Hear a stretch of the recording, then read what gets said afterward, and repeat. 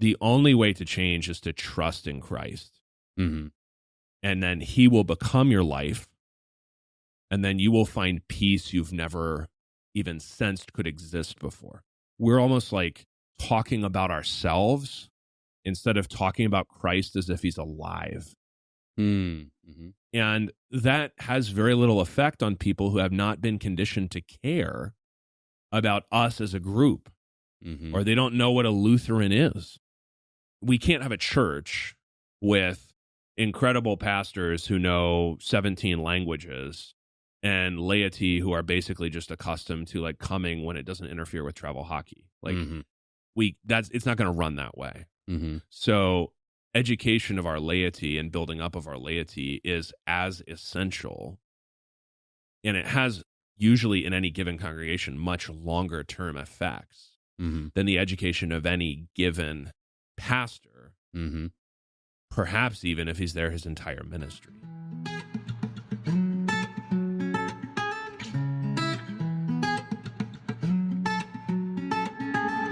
Before we begin our episode today, we just want to take a quick moment to say thank you. We've had success that far surpassed our goals in this past year. And because of this, we are working on a new endeavor with Adam Koontz and others, something we are just very excited about here. We are starting a Lutheran Institute of Theology, which will give you formalized courses in theological subjects ranging from church history to theological topics to how to read the Bible with some of the best minds in the Lutheran Church. Individuals like Adam Koontz, Christian Preuss, other professors at our Concordias, and our seminaries. We're just extraordinarily excited to share this with you. So please check down in our description where you'll see a link to our new website that provides more information on what we're doing there for the Institute and how you can help support us. Again, thank you for your support, and now enjoy the episode. All right, Bennett says we're live, so we're ready to go. Adam Koontz, you're back for the record-breaking third time on the line. Yes, sir. That's right. How does it feel? It feels incredible to be at the top, and I intend to stay here. Yeah. Yeah. Just kind of kick down the competition. Yeah, right. I'm Sorry, looking Benson. kind of a Tiger Woods, 685 weeks at the top. That's what I'm shooting for. Yeah. So we're going to record on the line, but you've been recording for 2 days. Yeah, I have. I was kidnapped in the middle of the night and flown to Minnesota here, and I have been talking about the Bible, how to read the Bible well for the Lutheran Institute of Theology. So this is just chill and easy because I think I've given, seven lectures on reading the Bible, on hermeneutics. It's been a lot of fun. Yeah.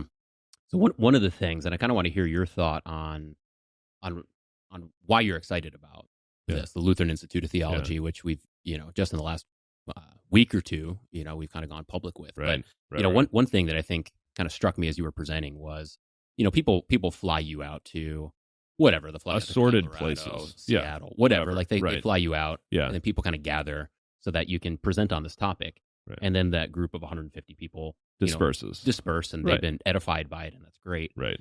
But what we're able to do here is fly you out, kidnap you, etc. Right. And then you can give this presentation in a polished way where it has even more kind of like written resources, things like that, kind of up the ante. But now it's not just Seattle. Like now you've got a national, you've got a global impact. You can go back and rewatch these things and look at notes. And it seems to me like a resource for deep.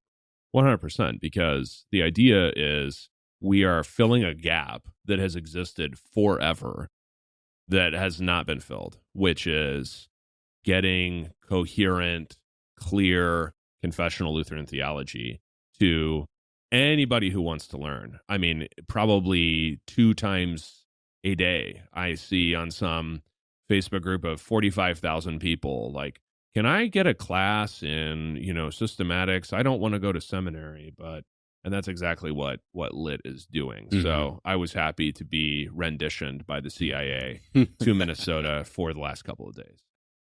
Even people in Pittsburgh are going to be able to. Yeah, right. Even in Pittsburgh, it's going to be accessible, even though we're kind of, otherwise, it's still 1998 in Pittsburgh, which is great in many ways.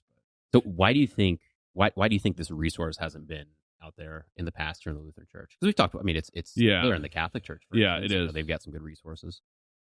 There's several different reasons for that. And I think maybe the biggest one is that very often, even when Lutherans want to care about the outside world, it's hard to muster the energy. And in order to understand why there would be a need for something like Lit, you have to understand both the fact that the outside world just sort of matters more in shaping our own people's theology and life than we give it credit for. So if we're not responding, if we're doing absolutely routine activities in absolutely routine ways that maybe were helpful or were adequate theologically in 1988 when people's information sources are more restricted. But if once you realize they're getting their information from all over the place, they're watching all kinds of stuff, and people who are currently outside the Lutheran Church who could be here, who probably want to be here if they only knew about it, if they can get access, that's incredible. And I think you have to kind of keep your focus on what is actually going on in order to understand why it's so necessary. If you just kind of go back inside Lutheran land and you say, we're good, we're fine. I mean, not that necessarily we are, or we're all saying that, but like if you go back inside your shell, then the necessity fades, right? Yeah, one thing that struck me, and this was kind of back when we were kind of crafting this, talking on the phone about it, is, I like taking these courses. I would take Hillsdale courses before, which is great because I could take things on C.S. Lewis, on American history, the Constitution. Right. Things that I wouldn't expect for the Lutheran Church to put out. But then there'd be times where I'd be preparing for different, we do like crash courses, so the kind of like seminar, like weekend seminars that we do. So I'd be looking for kind of visual and audio resources. Yeah. And podcasts are great.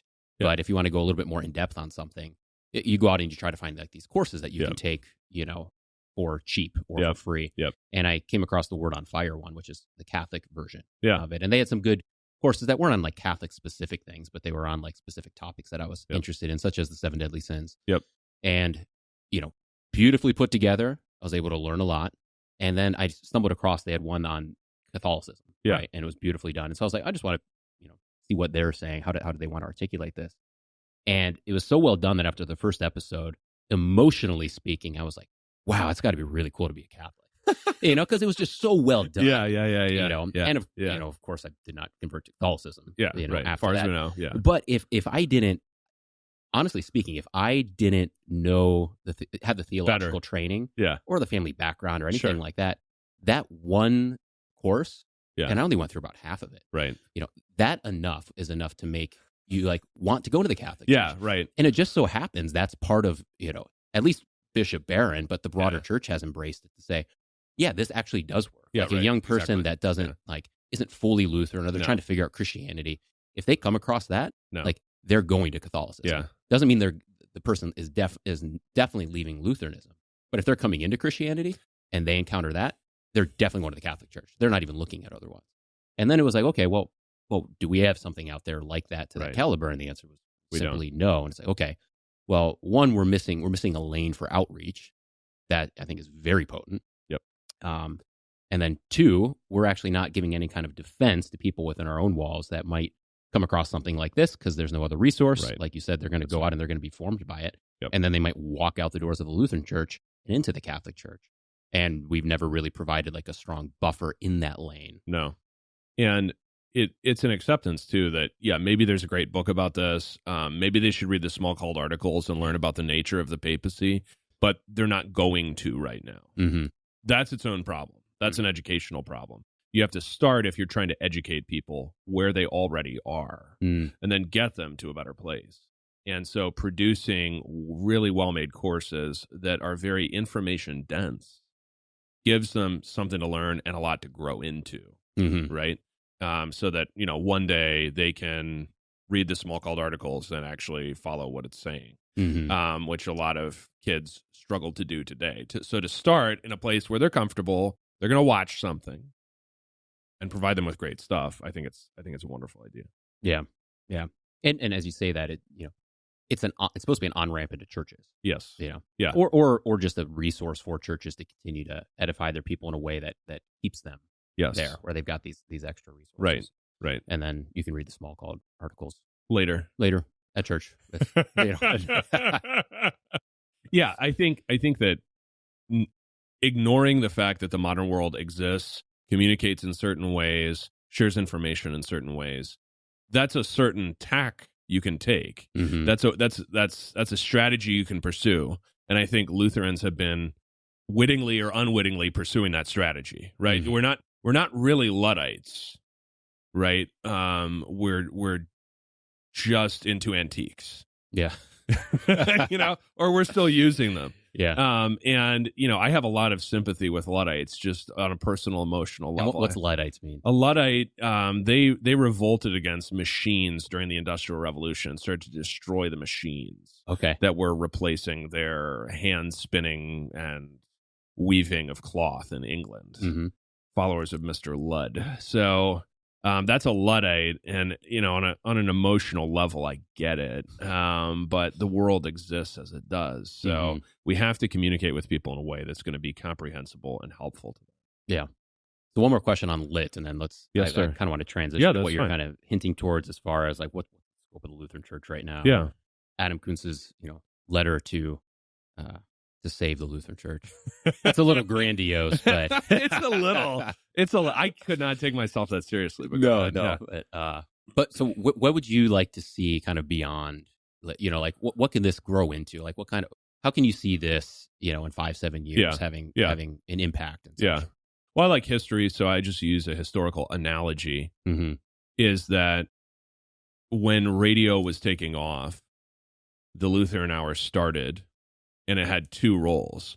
One was it tied the Lutheran churches together, such that they advertised themselves as the Church of the Lutheran Hour, because that was known to the general population. We still have a brick thing right out there. I've got one too. Yeah, at my it says the Church of the Lutheran Hour. I've got one too.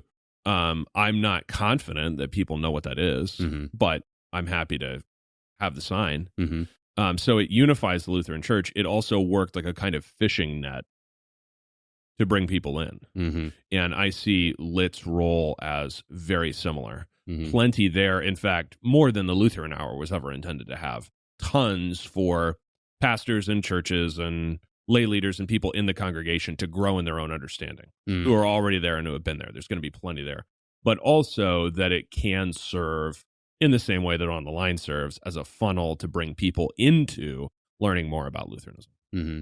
So people come across Brief History of Power. Then they hear a cross posting of On the Line. They go down the line. They do. Then they go Lit. Yeah, same idea. Right. Exactly. Yeah. Right. Yeah. And I have tried to use Brief History of Power that way in a very small way, but it's not theologically specific in the way that Lit is. Mm-hmm. Right. So that's going to be a much more powerful tool for outreach. Yeah. Yep. Yeah.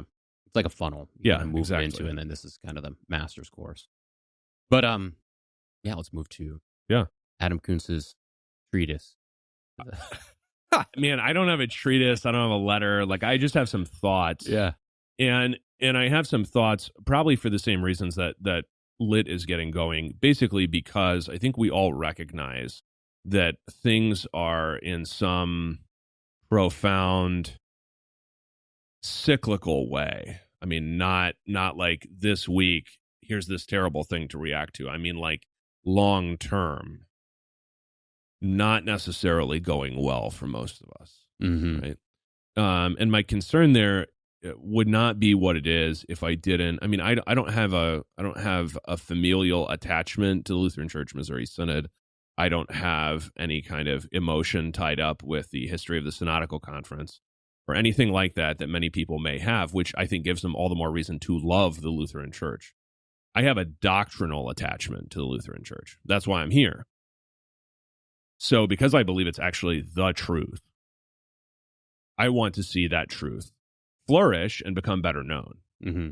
I'm not happy to accept that we will just shrink and shrink and shrink and shrink, and we will go down to having, kind of market coverage in, like, where are the places that you can still go to, Hardee's, right? Like, I think Hardee's, there used to be more Hardee's in more places in the United States, and now it's a little hard to get to Hardee's, right? You used to be able to go to Chi-Chi's. I don't think you can go to Chi-Chi's anywhere anymore. That's a Pennsylvania. It might be. I mean, like all of these kind of like 90s chain restaurants, You have train? I don't know. Okay, never mind. I don't know. I don't think we were frequenting Cracker Barrel, but I think you have to think about the very real possibility that you go down to being almost like a regionally extant thing, and that even within that region, you do not have the kind of coverage of the population that you used to. Mm-hmm. That's totally fine if you're talking about a gradually depopulating place. Mm-hmm. But most of the United States is not like that, mm-hmm. right? Like most of the United States is not depopulating. Mm-hmm. That's, possible in counties where especially like agriculture has consolidated and you just don't need as many people as you used to live there and to, bring groceries in and all that kind of stuff. Mm-hmm. Totally fine. And you say, well, we have 2 churches in that county, so we can go down to 1 and we're going to serve the population just as well as we were doing in 1980. Totally fine. Mm-hmm. But I don't think that's the right way to think about where the population is either stable or increasing. Mm-hmm. The general population. Yeah. And you think there's kind of a settling nature of like, well, this is where we're going and that's where we're going. And, I think the acceptance of decline without asking yourself why that might be or how it could be arrested mm-hmm. that's never a sign of health, mm-hmm. either in a leader or in an organization, to just say, well, that's the way it's going. Like I'll give you a personal example. Let's say that in the past 2 years, 5 people have left my church, right? That's hypothetical, but if that happens, it's entirely possible that they all left for the right reasons and it was fine and it's okay and it doesn't reflect on me. But I will at least ask myself the question as the leader of the congregation, why did that happen in each case? Were there similarities? What did it have to do with me? What did it have to do with X and Y and Z other factors? Mm-hmm. And can we do anything about that so that we don't get a 6th person or a 7th or a 18th who leaves for much the same reasons over the next 2 years, mm-hmm. right? And maybe that accelerates and becomes a geometrical thing, right? Mm-hmm. That's very possible, especially when momentum is downhill. Mm-hmm. Mm-hmm. I find it's easy to go fast. Like a congregation, once it gets to 30 people on a Sunday, I think it's pretty easy for it to get to 12 people on a Sunday, mm-hmm. much faster than it got from 80 to 50. Yeah. And same in the opposite direction. Like when it catches steam, it can catch steam very quickly. Right. And the concern is not really numbers in a kind of, business metric sense. Right. Mm-hmm. The concern is numbers because we know there are people there. That's why. It's not a let me prove that I'm wonderful, better, et cetera, et cetera. It's just there are people there. Mm-hmm.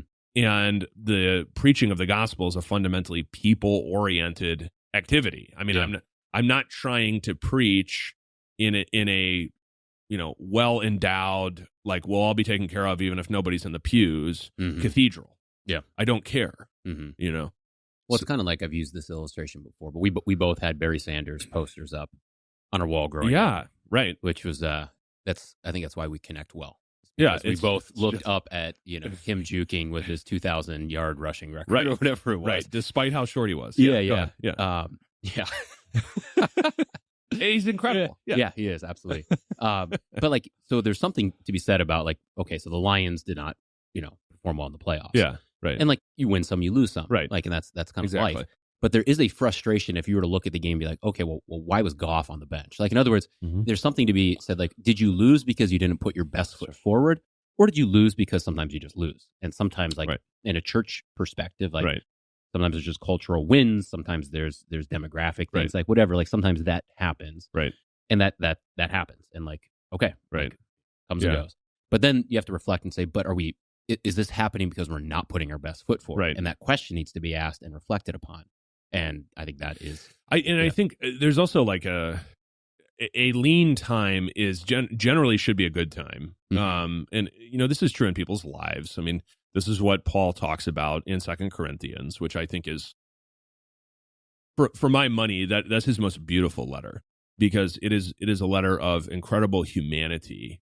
Mm-hmm. He is talking about the role that affliction has in his ministry. Mm-hmm. Okay. and nobody ever talks about it as a pastoral epistle, but it's my favorite pastoral epistle. And it helps you understand what God is doing in times that would be, if you think of them in terms of the letter to the Hebrews, times of discipline. He disciplines the son whom he loves. What is the discipline like, or what is the discipline for? When you're under that kind of discipline, in the sense of a lean, a thin, a hard time, you have the opportunity to think, what am I really doing this for? Because all of the extra stuff gets cut away, and that's good for you.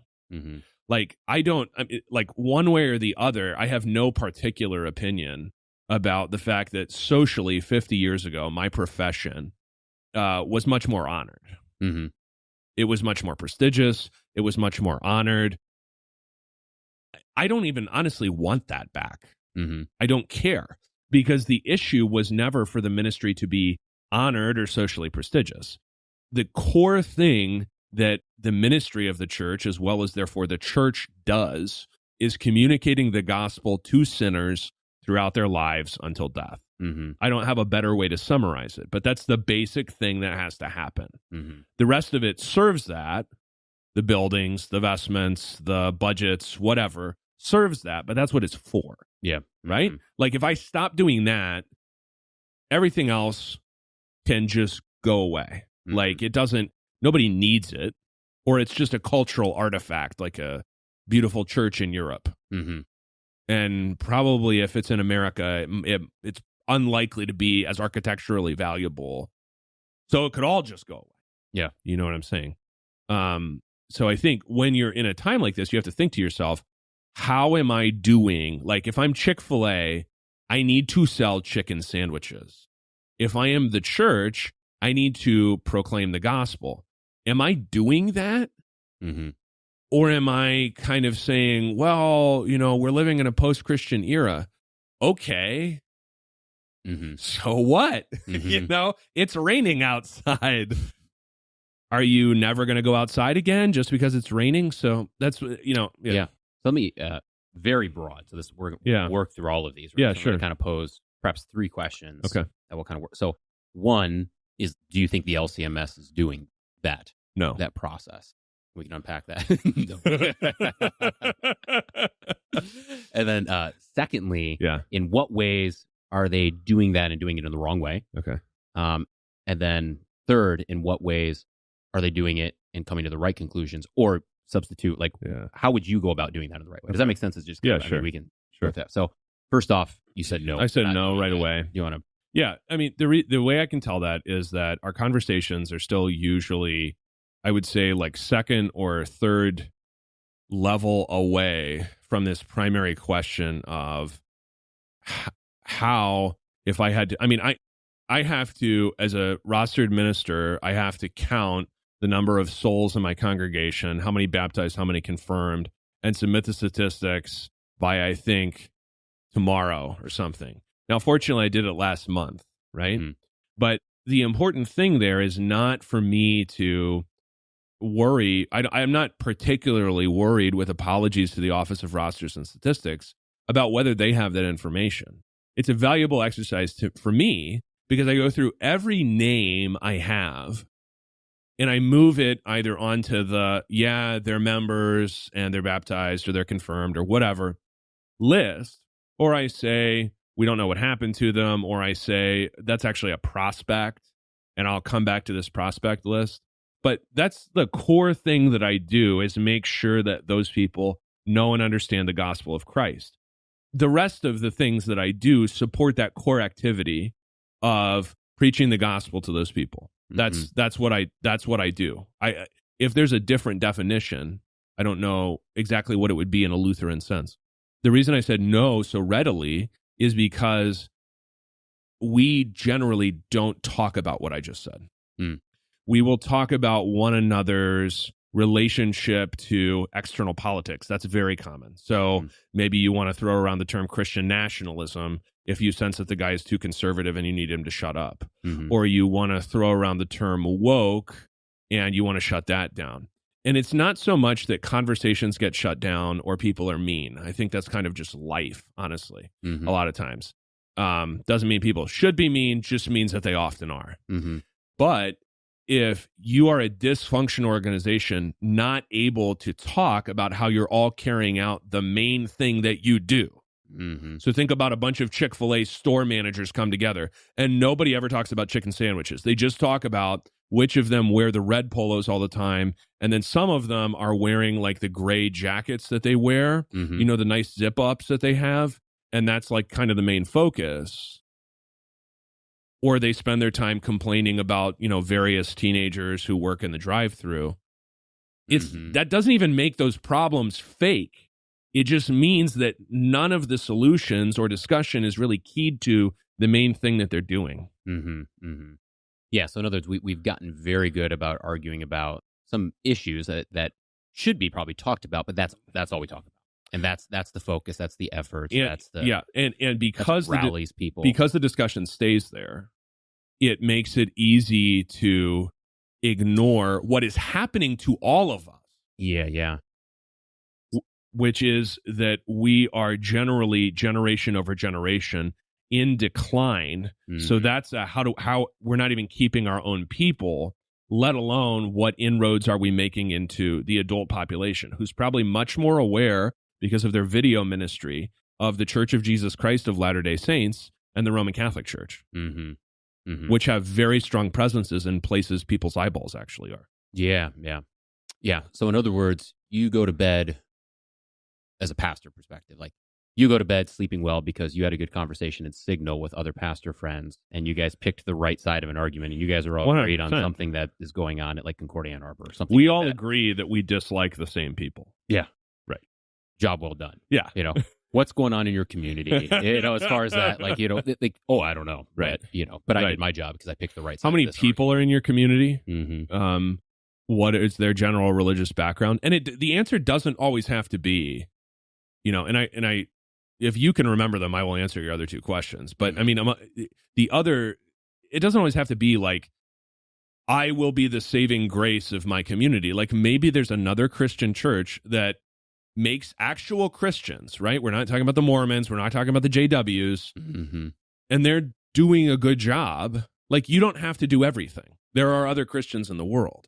But if you're in it at all, why would your focus not be primarily or directly on the salvation of souls? Mm-hmm. And you know as well as I do that when an organization starts asking different questions, it starts getting very different answers and thus very different activities. Mm-hmm.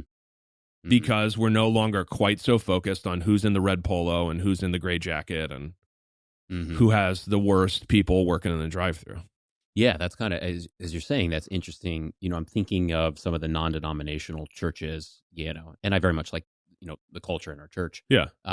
You go to some of the non-denominational churches that, you know, they've got some light affiliations with like, you know, a couple other churches or something like that. Whatever, yeah. But you can kind of tell when you interact, like their entire, like their brevity is what is going on in our church, you know, in Eden Prairie. Yeah. Right. And that's their focus to where, Right. you know, I'm not against having a synod, you know, and us uniting on things. Yeah. But Right. one of the things that can happen is, you know, you're not worried about what's going on in Waconia, Minnesota, but you're worried about what's going on in Houston, Texas, Ann Arbor, and this online thing because you are part of this great network, right? Which is important, right? But you can get so sucked into that you miss that, or then you take like the network itself, and they're concerned more about what's happening at the network level and not what's going on in those local churches. Right. So the focus moves further and further away from the people, right, and more towards this abstract entity. And this is not. It's not some like a piece of sentimentality, like, oh, I just love the local church. I just have a heart for the people. Yeah. Like that's not like you know that you know I'm a heartless, terrible person, right? Low empathy, right? So this is not sentimentality on my part. This is the understanding that Jesus mandates certain things. That means that the rest of it needs to serve those things that are divinely mandated.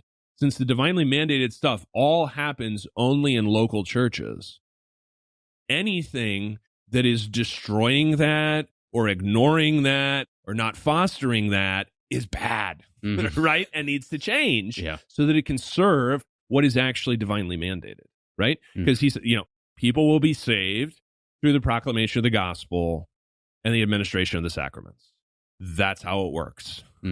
So everything else has to serve that. Mm-hmm. It has to. Yeah. Otherwise, he gets rid of it sooner or later, Mm-hmm. right? Or it just becomes openly evil. Read the small called articles. Yeah. You know? There's a USAID reference here somewhere. There is. I mean, this is kind of like, you don't... If you want to do a financial investigation, like, go for it. Yeah. I'm not going to understand what your report says because I'm handicapped, but the Bible is Doge for the church. Like, if you read it, you should be able to figure out by God's Spirit what needs to be there and what doesn't need to be there, and what you need to get over and how you need to change. It's all there. You're completely equipped for what you need to do. Like, that's the promise of all Scripture is inspired by God. Yeah. Yeah. So, yeah. Yeah. So second, moving to the second one. Yes, so, sir. So maybe there's a spectrum of, some people completely miss this aspect of you're talking about, of like, okay, leaning out, like, are we reflecting? Are we trying to figure out where the weaknesses are? Yeah. Then I'm sure there's people that are looking at it and they're saying, here's where we think the weaknesses are, and they're trying to do things about it.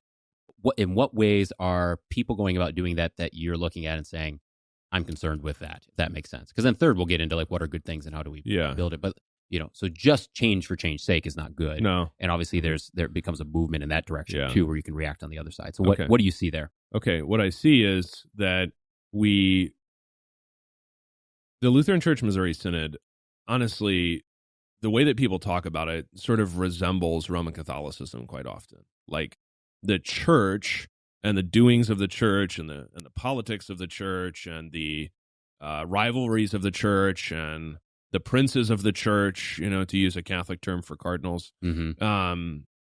All of that occupies way more airtime and brain space for people than what I'm saying is the primary activity of the church. Mm-hmm.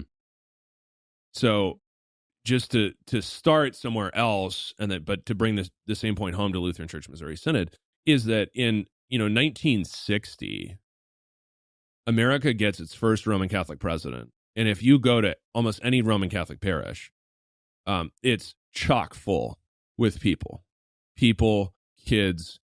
The area that my church and my school are in different locations because our school outgrew the original church building. Beautiful, right?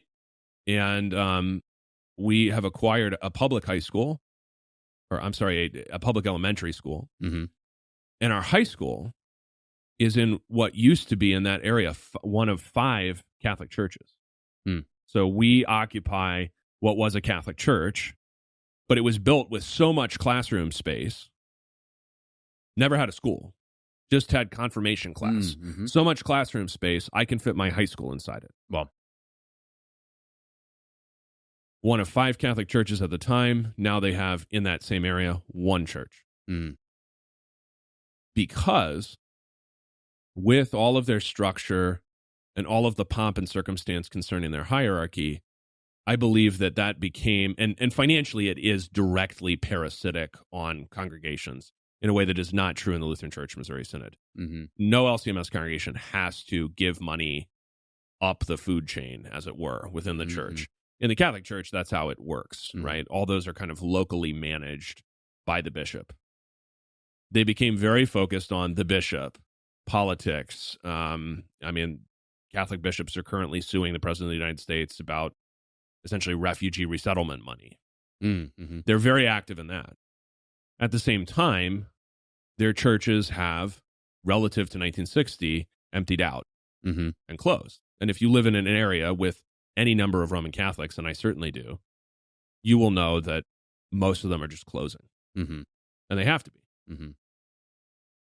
If and when we are unable to focus on our primary activity, and then we go into this and that and the other thing, it's really inevitable that the basic stuff gets neglected and eventually closes. And then also, obviously, the rest of it goes with it, right? The rest of it, because there's nobody at the base supplying, right? The roots aren't there, so the wind blows and the tree falls down, right? The roots are what are going to nourish all the rest of the growth that you might want to see. Yeah. So what things do you see going on that are attempts at change that you're not not a fan of, or that you got thoughts about. Yeah, I mean, and I could go through. You could start off, but I mean, we could go through some list of different conversations that are taking place. Yeah. I mean, the whole conversation about seminary education, I think, is honestly kind of a distraction, in the sense that it's an obsession over quantity. Okay, it's an obsession over quantity, meaning quantity of pastors, which is a question that's going on. Okay, so it's framed as either we don't have enough pastors, therefore we have to get pastors in all of these other ways. We need to start an online seminary. We need to do whatever else. Okay. And so they're trying for that, right? Some guys in Synod are trying for that. Or you have to say, well, we have enough pastors. We just need to have fewer congregations, right? All those congregations are non-viable. And it's kind of like, the focus is off in one case, and in the other case, you're kind of saying things you can't really be sure of. The focus is off when you're obsessed with sheer quantity, because that's not the principle on which Jesus operates. Jesus doesn't have the same kind of numbers to accomplish a worldwide job that they even have in the Israelite army from the start when they enter the promised land and need to conquer it. So the issue is never, in the case of the church, numbers for their own sake, and therefore supplementation of those numbers, where by some traditional means like residential seminary education, they're falling short of need. The response in defense has often been, well, there's no falling short. We're fine. We have enough guys.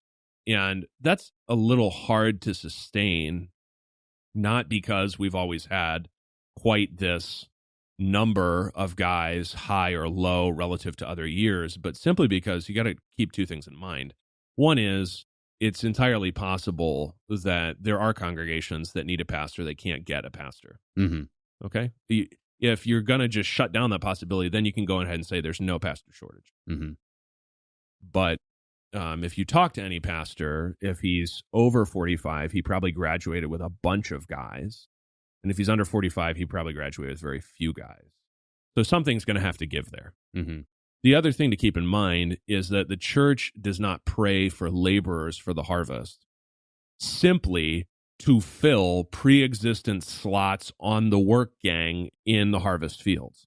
You pray for laborers in the harvest so you can harvest more. That's a good calibration. So thinking about this question of numbers just in terms of what we've already got going is not, I think, the right focus. I think you always want quality. Quality it's better to pour into 3 high quality people than to have 10 poorly trained people.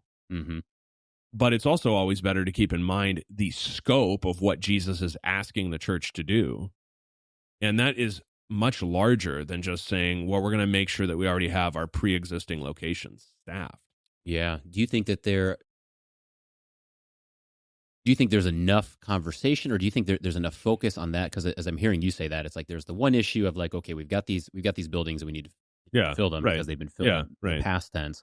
Then there's the other conversation of like, here's population centers where we don't have a presence, and the population's growing in that area and not in other areas, and we need to engage that. Do you think that part of the question is being properly addressed? Yeah, I think so. Okay. Because the American population, and the way that I think about it is, foreign missions are wonderful, but any church body in its own country is primarily responsible for missions in that country. So sometimes people will say, and there has already been research on this done generally in the case of Europe, where you get like diaspora populations will bring maybe like Pentecostal Christianity. There's some, mega church in like Lagos or Accra, and they have a diaspora population in London, and then they try to plant a church in London, right? And that's kind of the thinking. People say, well, we're going to get missionaries from usually they say Africa, but they could just as well be South Korea, which I think has the highest per capita foreign missionary rate at this point. They've surpassed the United States. Okay. So that's possible, right? Like that's entirely possible. But usually, and especially once you get momentum going, the goal of any foreign missionary is to get the native local population to convert each other to Christianity. That's kind of where you get this catalytic effect that then, changes South Korea from essentially a completely Buddhist country 200 years ago Mm-hmm. to, in the case of, all of Korea at that time, changing South Korea to a fairly heavily Christian country at this point, right? So you want to, even if you're going to get somebody to come from Ghana to evangelize Americans, you then want those Americans to take responsibility for evangelizing more people in the United States. Mm-hmm. So I see it as the primary responsibility of the Lutheran Church Missouri Synod to evangelize the United States. Mm-hmm. And we're also in Canada as a church body, Mm-hmm. in addition to Lutheran Church Canada. So that's our primary job. So then are we doing that? The population in the United States has moved largely south and west of where it was 100 years ago. Mm-hmm. Do we have the density of churches south and west of where we were 100 years ago that would reflect even, you notice, that's just maintenance Mm-hmm. of a previous level of saturation, Mm-hmm. right? That would not be to expand and to say, well, yeah, so we have just as many churches now in Texas and Florida as we did in Illinois and Wisconsin 100 years ago. Mm-hmm. I'm pretty sure we don't. Yep. But let's say we did. But then you say, but the American population, which was whatever it was 100 years ago, I don't know, 100 million, maybe less, Okay. is now at 330 million. Mm-hmm. So I need this many more to keep up with that 330 million. Mm-hmm. Right. Those would be, I think, basic questions to ask. And I do hear people asking those kinds of questions. And I think that's well posed because at least you're beginning to think about the existence of the church in terms of how the gospel is going to be communicated. Mm-hmm. Right. Like the need to do so. If you had a magic wand, or you were put in charge of whatever like this, like how would you go about this? Like what would be what would be your lines in the sand? What would be your entrepreneurship type ventures? Like how would you go about doing that? Yeah. I mean, the lines in the sand are, I don't actually think that we are terribly good at being American evangelicals, although we resemble them in political and social surveys. Mm-hmm. So I think that, and this is a good example of one of these second or third tier, things that we still argue about, basically, like, how do you do worship, blah, blah, blah, like all this kind of stuff. And it's not that the questions are unreal, but from my perspective, it's, to me, that's kind of like the whole organization agreeing to just argue endlessly about whether Chick-fil-A is going to start offering burgers. Mm-hmm. Is it possible? Could it be done? Are there other people who offer burgers? Right? The basic business of a restaurant is feeding people. Mm-hmm. Basic business of a church is preaching the gospel.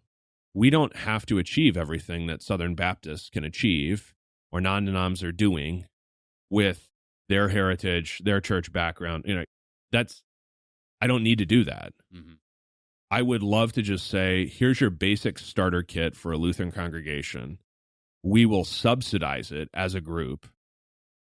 This is going to be a very high priority, and we will send you to these 22 metro areas where we have little to nothing going on. Mm-hmm, mm-hmm. And that would cover also large parts of the New York metro area. Mm-hmm. Yeah. In addition to all the stuff that's growing in the Sun Belt. So that to me is kind of like, and this is largely what we did in the mid 20th century, which next to roughly the time after the Civil War is our period of greatest growth. Mm-hmm. Is that if you look at just what they're doing Sunday by Sunday, it's not rocket science. Mm-hmm. It's liturgical in a very basic, simple way, with a cassock, surplice, and stole as the vestments generally. And they're probably singing more hymns of American origin than some of our friends would be comfortable with. Mm-hmm. But it's a durable model, and it was used basically to expand into suburbia, mm-hmm. which hadn't existed, so to speak, in most of America 25 years earlier, right? Mm-hmm. It's a product of the post-war, and we got out there at the right time, especially in the Midwest and Texas, kind of our heartland areas. Mm-hmm. So I think that focusing on just what, for lack of a better term, is our core business mm-hmm. in a recognizably Lutheran way, nobody ever has to explain to anybody's grandma or grandson. Just this is obviously a Lutheran church. It's not a Catholic church. It's not an evangelical church. It's a Lutheran church. It is like I want Chick-fil-A to sell chicken sandwiches. That's all I'm looking for. Yeah. Yeah. What aspects of, so maybe put it this way, like there's truth. Yeah. And then there's ways that you can explain truth. Yeah. That breaks through barriers that people naturally have. Yeah. Right. And so there's ways that you can do that in a good way and a bad way. Right. You could be saying the truth and you can be saying the right thing, but saying it in the wrong way. What ways do you think that, particularly maybe in the Lutheran Church, but what ways are potent ways of explaining the biblical truth, the biblical beauty, the gospel narrative? What ways connect with people right now in 2025 that kind of breaks through those barriers so that it kind of connects with them in a way where they go, oh, wait, there's something there. I want to learn a little bit more about that. Yeah. I think to talk direct, because I'm not talking about converting other Christians. I think a lot of Christian discourse, especially on the internet, is mainly aimed at, you're evangelical and I know that, so let me tell you about Lutheranism or whatever. Yeah. I'm not talking about that. That's not where most of the American population is sitting religiously. They're sitting in indifference, maybe with some historic practice somewhere in the family of some form of Christianity. Grandma goes to mass. Full stop. That's it. Yep. Right. Kind of a thing. So in the case of that person, I want to be able to talk about the gospel in a second person direct way of address, in just very simple, repent and be baptized. You need to change your life. Your life is not what it should be. You know it. You have not measured up to even your own expectations. Let me just lay out very briefly God's expectations for human life. The only way to change is to trust in Christ. And then he will become your life. And then you will find peace you've never even sensed could exist before. All kinds of ways with scriptural vocabulary to present the gospel. But I think very often we're almost like talking about ourselves instead of talking about Christ as if he's alive. And that has very little effect on people who have not been conditioned to care about us as a group, or they don't know what a Lutheran is. And that's okay. They can learn that.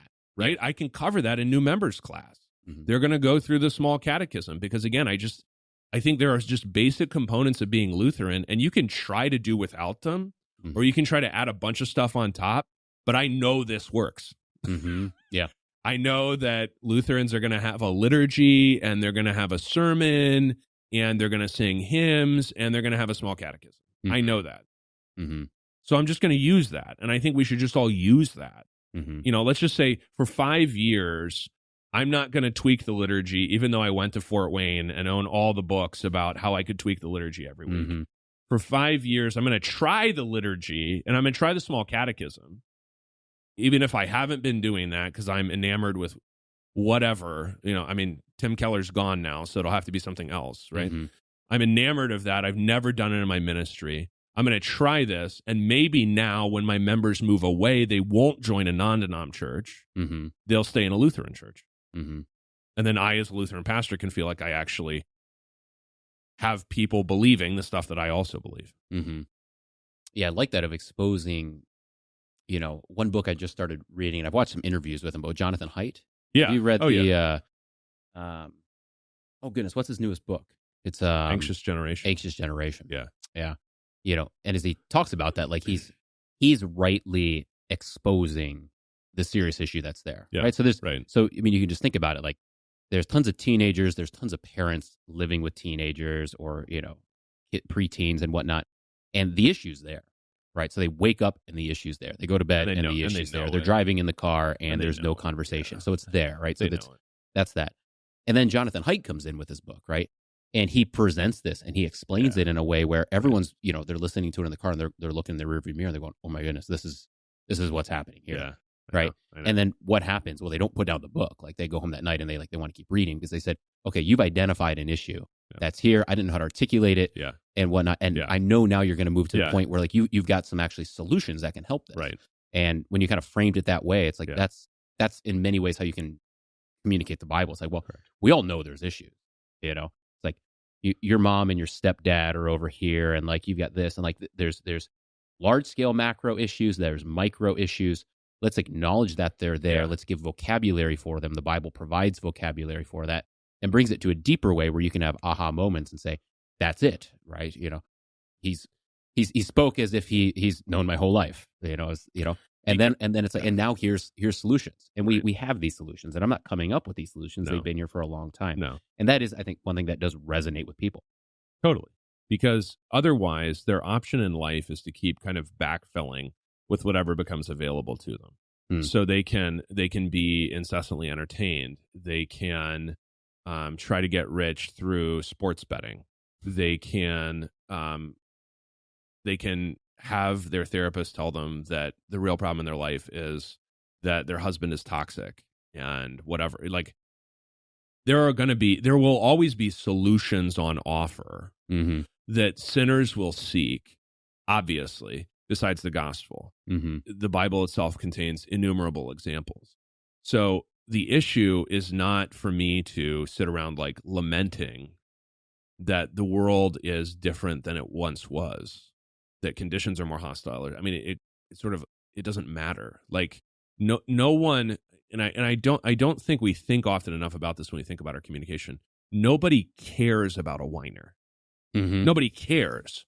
So if you're whining in order to get attention, you won't even get attention, let alone change. You'll just get people dismissing you for whining. So it doesn't really matter if people are being unfair to the church, or they're not nice to the Christians like they used to be, or something, or public schools are hostile. I mean, there's almost like never been an easier time to make the argument we made like at the beginning of the Missouri Synod, when it was essentially required of every congregation that they have a Lutheran school. Like, it was harder then, because it's not like you could say these godless public schools, because public school was essentially like non-denom Protestant school in 1880. And so somebody would get in trouble because he's like, well, I want my kid to be able to speak English, so I'm going to send him to public school. And then he gets in trouble with his congregation for not sending him to parochial school. Well, we don't have that problem anymore. And it's never been easier to say, well, I don't want my kid to be indoctrinated like this, so...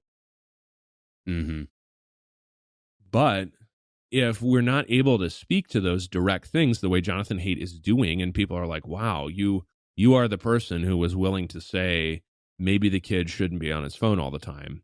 I feel that, but I can't even break the stupid habit in myself, so how could I require it of him? So how do we do a better job of that macro scale? Because I was thinking about this, Jonathan Haidt's, the exact same example, but, Jordan Peterson, we've talked a decent amount about him, but, one of the things he's done is he's actually spoken pretty boldly on things, for instance, that the church should have been speaking to, right? And all of a sudden, everyone's kind of flocking to him, and they were like, well, we have the Bible. And it's like, yeah. And he just created like a gospel series that is like extraordinarily beautiful, and he's got a round table. They're talking through this. Like, they did this through the book of Exodus, and you're like, and then we're like, well, but he's not really a Christian, which is true. He's a higher critic, basically. Right. But it's like, yeah, he did it. Why didn't we? Why didn't we do it?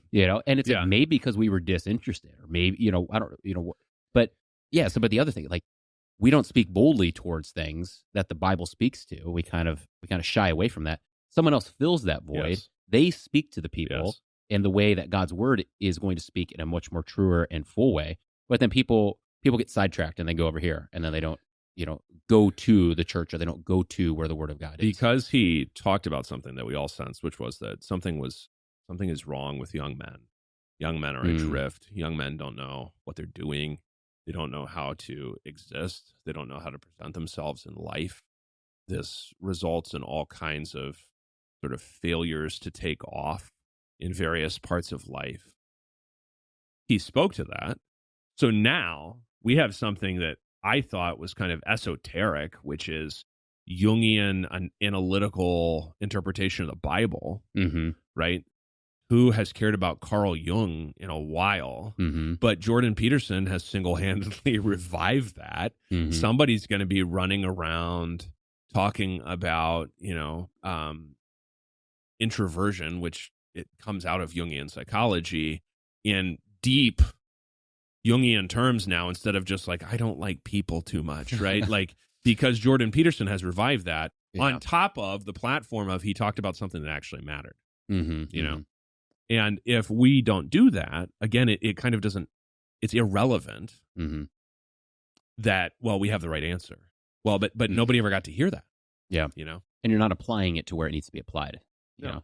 No, you're not. Because I think maybe the first time you were on, you had mentioned this. I forget what the question was, but I remember your answer had something to do with, you know, are you speaking to your congregation about the issue of like phone usage in teenagers? Yeah. You know? Right. And you were saying like that's an actual tangible, like you can call it sloth, like you can call it whatever you want, but it's like that's a tangible issue that's like destroying family structures and communication and distracting from like edifying things. Yeah. Everybody knows that. Yeah. So it's like, so you have to speak to that, right? And if you speak to that, they'll understand because they'll go, everyone's like, yeah, you know, I'm zoning out on my phone. I know it's not good and I do it. Like, it's like that's how you kind of approach sin. Like sin shouldn't be, and you have to get into that at some point, right? Where you have to try to identify sins that the person's like, I don't know if that's a sin, you know? Yeah. But there's so many things that you can just like speak to where they're like, yeah, like I know, like, this is an issue. But I think this goes back to the quantity versus quality consideration with the ministry, is that I can have enough pastors for all the congregations that I've got and more. But if the primary goal of 85% of those pastors is to please and be pleased, then we're not really going to get a whole lot accomplished because their main goal is to maintain a certain atmosphere, a certain sense of their life, a certain, not even a personal ease necessarily. I mean, they're not doing it maybe out of greed. I mean, it really is just an interpersonal thing where their deepest desire, I think, very often is simply to be pleasing to other people and therefore to have other people be pleasant with them. And because of that, they're not going to address things that are that direct, and they won't be addressed directly, right? You have all kinds of rhetorical choices you can make, right? Depending on the people, the language, the history, all kinds of that's why there are pastors in all of these different pulpits. We're not all interchangeable. He needs to know that, but that doesn't mean that we all get to ignore things sitting in front of us that are obviously corroding the lives of God's people. Tell me what you think about this, because you can provide a historical perspective to this. You know, one thing that's always fascinated me is the 80-20 principle. Yeah, which began as kind of an economic principle. Like I think they were observing like soybeans or something like that, and they were like they observed like, oh, like 20% of the soybeans are producing 80% of the outputs, and 80% of the soybeans are only producing 20. Right, so then it gets used in different ones. The first area that really interested me was just kind of efficiency in your own life, where you'd look, and back I had a company I ran for a couple of years, and the thing that kind of fascinated me was like, okay, what percent, what's my 20% that I'm doing that produces all the outputs, and what 80% am I kind of just like spinning my wheels and I get a couple small outputs, right? So that's very much where I saw interest. So how does that apply? I mean, in two ways, right? And I kind of want to hear your takes. You know, one is it applies to not just myself, but everyone that's kind of operating here within Trinity or plug in your local congregation, as far as kind of what is the 80% that we're doing, or sorry, the 20% we're doing that is actually the most efficient and effective. Right. So there's that aspect, and maybe you can kind of tie in both. But then there's also the other aspect to where, to your point about quality and quantity. Right. In reality, 20%, and I don't even want to go as far as it might apply, but like 20% of your pastors are going to make 80% of like, and I don't know if I want to go that far, but without a doubt, like 20% of what we do as a synod, you know, if you want to think about it that way, is going to produce 80%, right? If you want to follow that principle. So, and you can see that just as one example, like in the Catholic Church, like what Bishop Barron is doing, for instance, is not generally I mean, it's massive. Right. And there's a lot of people that are helping and support that. But that's like one area where it's like, boom, you know, maybe you tried 100 different things and all of a sudden this popped up and it's like, oh, like he gives a sermon online and he's not replacing sermons. Like that's not his goal by any means, right? He's not trying to replace in-person worship, but he does that and it gets like 1.3 million views. Like that's wild. Yeah, it is. And that it is. like 10 years ago, that would have been like if someone said like, well, if we get Bishop Barron on there for 18 minutes, 12 minutes, he's not very long. Yeah. He'll probably get like 1 million views. That's insane. Right. But that's how it goes. Or you could use the parable of the sower, I guess. Where it's like this one produces nothing, this one produces and then hundredfold. Right. Here. Right. So what's kind of your idea of what are those 20% both on a micro macro scale that we should be leaning into, because that's you think that's potent and worth it? I think the absolute non-negotiable is that core activity, the communicating the gospel I talked about earlier. Mm-hmm. The question then is always, yes, there will be varying levels of fruitfulness. The parable of the sower teaches that 30, 60, 100. And real quick, just to make sure I don't get taken out of context here, I'm not saying that we just chase outputs, right? I'm not taking that. No, it is a good reflective tool. And but the issue is, yes, you will always have, let's say that there's a better way to preach. I personally deeply, passionately believe that than what we're usually doing. Yes. That there's a much more effective way to communicate, and it involves mainly communicating with them directly, the way you and I are talking to each other, than reading a manuscript, which has become the de facto way. So that's an example where we have a concrete, clear activity we're all always doing. Mm-hmm. And I don't think that the role of leadership in an organization is actually to take the 20% and tell them what to do, because they will figure out, by God's grace, fresh ways to do things, better ways to do things. They'll just kind of come up with it. Mm-hmm. I'm always interested in terms of quality in how do I make our mediocre better? Mm-hmm. Because mediocre is that's the rule. That's normal. Mm-hmm. Most kids should get C's. Yeah. Like, that's fine. Yeah. Not everybody's an A student. Mm-hmm. How do we make mediocre better? The Missouri Synod's mediocre in terms of theological coherence has always been really great compared to most denominations. Mm-hmm. Now, if we downgrade pastoral education, that's going to be, mediocre is going to be real bad soon enough. Mm-hmm. Because the less understanding you have, the more variance you have, and you're going to have problems that we're not even familiar with in the Missouri Synod generally, such as you have Baptist churches that some of them, the pastor just decides he's going to start baptizing babies. Well, for a Baptist church, that's kind of a problem. Mm-hmm. But the reason he did is because he has not been taught to think theologically like a Baptist. Mm-hmm. Mm-hmm. So we'll start developing, if we downgrade our mediocre on theological coherence, we're going to get problems we've never really thought about before very much. That really, we only have an analogy historically in roughly the 1970s. Mm-hmm. Okay? So what I think practically we have to do is to take things that the 20% are doing in any given place. So, okay, here's a guy who is really great at caring for his sick.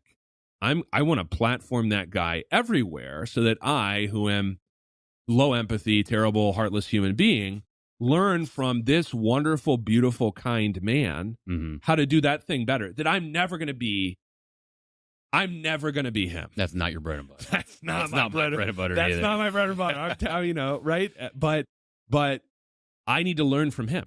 Yeah. Here's a guy who's so great with his school and bringing families from his school who are not church members into the church.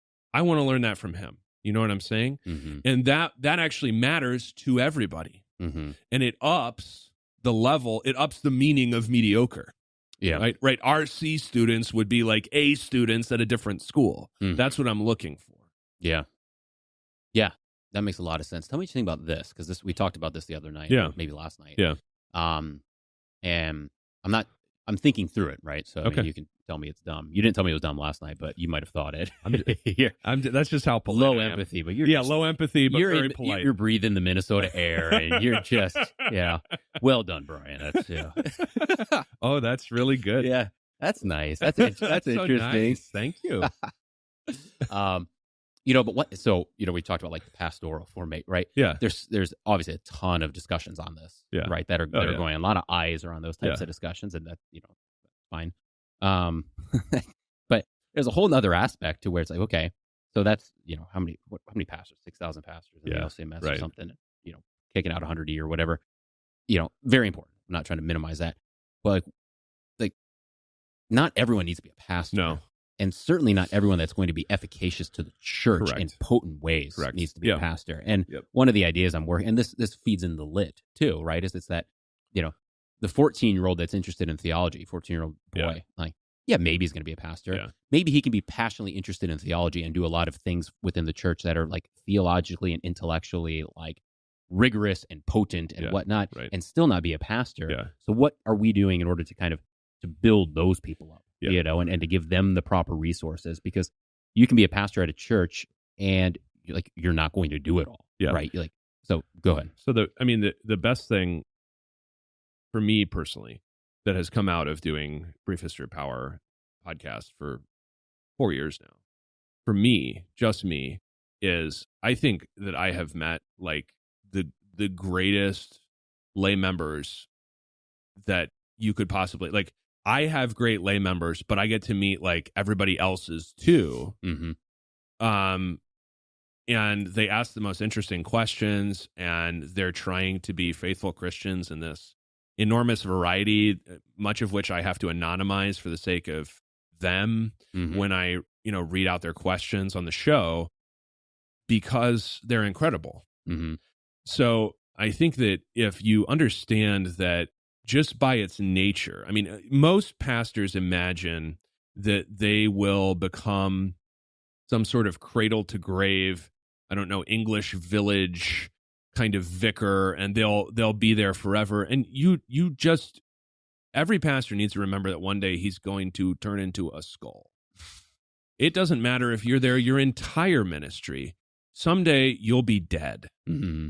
So what matters more than any given pastor in any given congregation, because many congregations, to be honest with you, survive pastors to one degree or another. Some of them are terrible to pastors. Yes, pastors love to talk about that part. A lot of congregations also survive their pastors, maybe for decades, and hang on. And that is due to what God is giving to his people there through the minister, but also kind of despite him at times. Mm-hmm. You can't have a church that has amazing pastors and laity who don't know their Bible, laity who don't understand giving of all kinds, laity who don't understand why their primary loyalty in life is to their church, and that their family's primary loyalty needs to be to their church, rather than prioritizing career over the rest of it, or whatever else over the rest. I mean, travel, sports. I mean, the list can sound kind of silly, but people do it, so I'm saying it. We can't have a church with incredible pastors who know 17 languages and laity who are basically just accustomed to like coming when it doesn't interfere with travel hockey. Like it's not going to run that way. So education of our laity and building up of our laity is as essential, and it has usually in any given congregation much longer term effects than the education of any given pastor, perhaps even if he's there his entire ministry, which is relatively rare in any age. So for those that, have been kind of following from the beginning, they're saying, okay, at the beginning you kind of like waved the bell a little bit and said, like, hey, the church in general, certainly in America, but, also the Lutheran Church in Missouri Synod, like, hey, there's some things that are on fire right now, and we shouldn't pretend that it's not. So let's say, just a lay person who's engaged in their congregation, they say, I'm with you, Adam Koontz. I think that's the case. What kind of things can and should they do? One, what kind of ways can we support them? Because what kind of things can they do to bring about this types of change?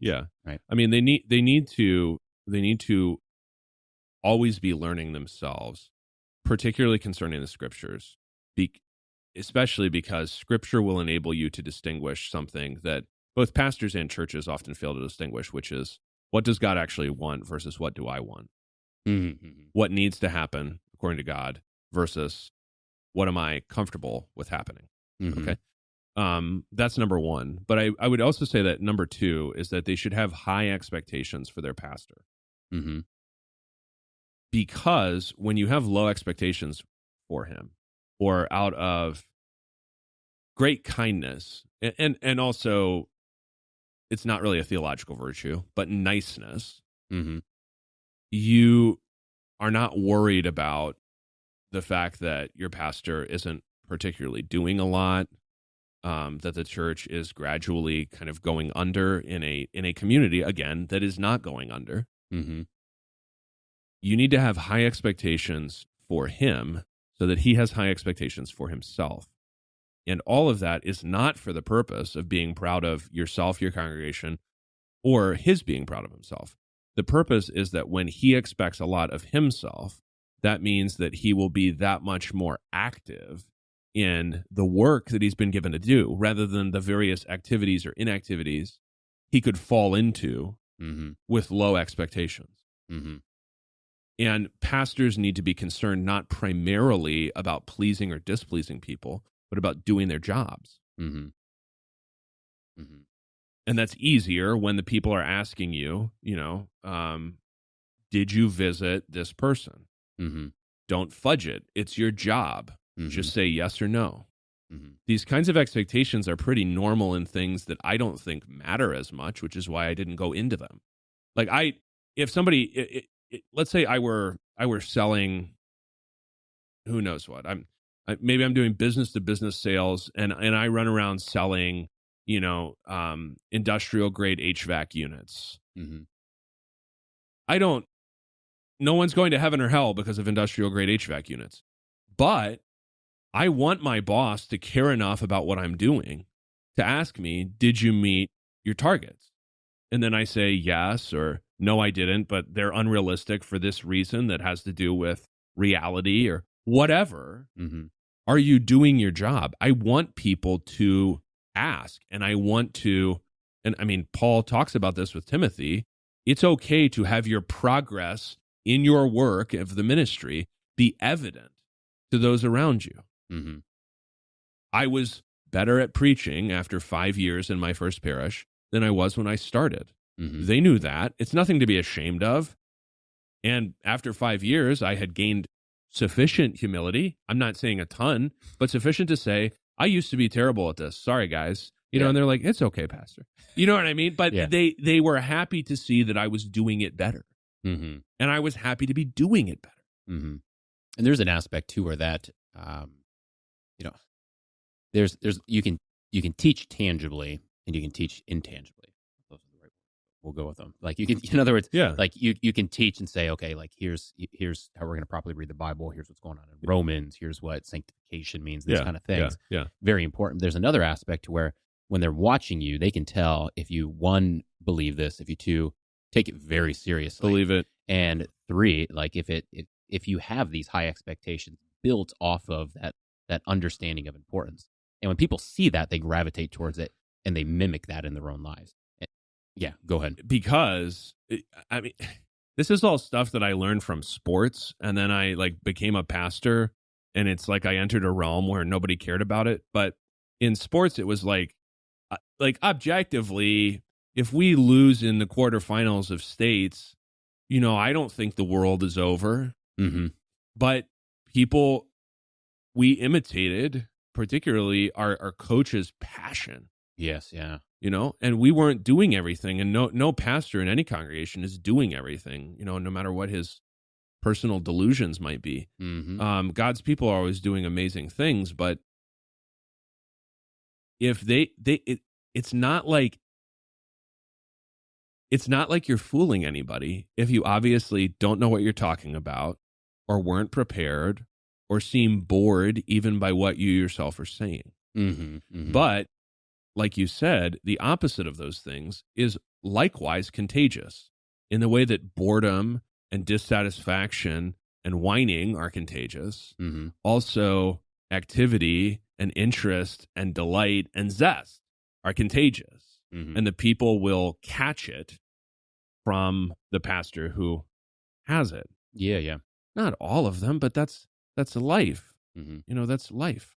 Yeah, I mean, I like that example with sports because I can think back to high school and we had Coach Dave Bischoff. Okay. And he's definitely kind of a legendary old school coach. Yeah. I don't know if I told this story. I'm going to tell it. You'll love it. So he was old school. There was a time where I was a center fielder and I ran into me and the right fielder. We ran into each other going for a ball. I think he actually caught the ball.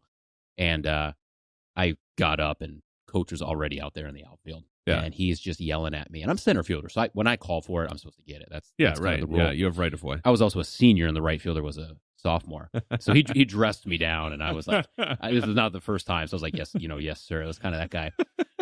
This is the funny story with him. So this is a side, then we'll get back to the point. But so this is the guy that was maybe 15 years older than me or whatever. So he played for Bischoff years before, and he played third base. And I think it was like the sectional championship. Mm-hmm. And they were up by like a run, 2 outs, and then the pitcher walked 3 guys in. Right. So Coach Bischoff calls timeout. Right. So the whole infield comes, and they're just he's coming out there, and he looks angry. Yeah. And he comes out and he goes, I forget the guy's name. John, is your girlfriend pregnant? And he goes, like, no. And he's like, what in the world are you worried about? Just throw strikes. And he goes nuts. And he did. He threw strikes and got the guy out, and it was game over, right? I love that story. That was so good. Anyway, Bischoff with all of those kind of great grandiose those things as a coach. But he was there before us every time in the morning when we had 6 a.m. practice. He was there at 5:30, like mowing the lawn and doing something. He was always doing stuff. You knew he cared, and he was passionate. And in the end, that was probably something that carried us, where our school was not great at sports in general. We were very good at baseball. Yeah.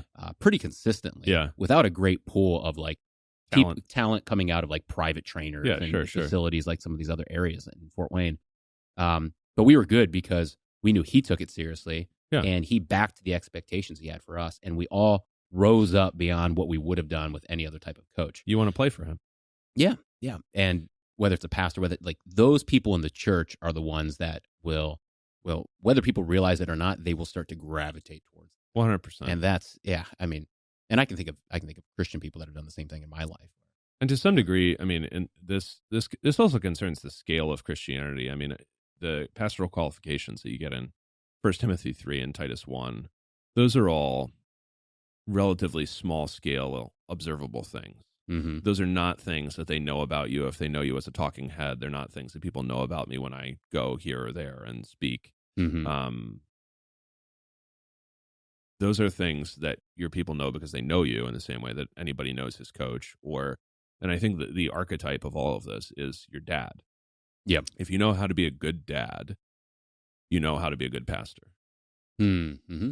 Now, that's actually the test if you're already married, mm-hmm. because if he does not manage his own household well, how will he manage the household of God?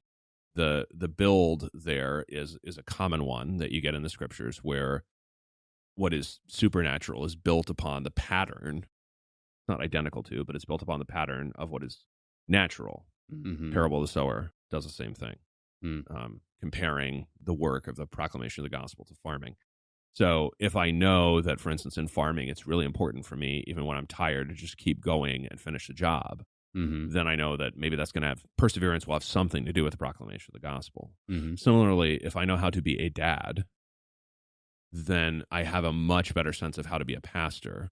Almost all of those qualifications in both those places being personal, mm-hmm. not academic qualifications. The one that we can locate as academic is apt to teach. Mm-hmm. And that's fine. That's wonderful. But most of them are about what kind of a person he is. And that determines fitness, not that he knows a lot about the sources of Karl Barth's discontent with German liberalism. Yeah. Yeah, you make me think of, tell me, so is this seems like it's a large theme throughout the Bible. Let me just give you 2 examples. Yeah.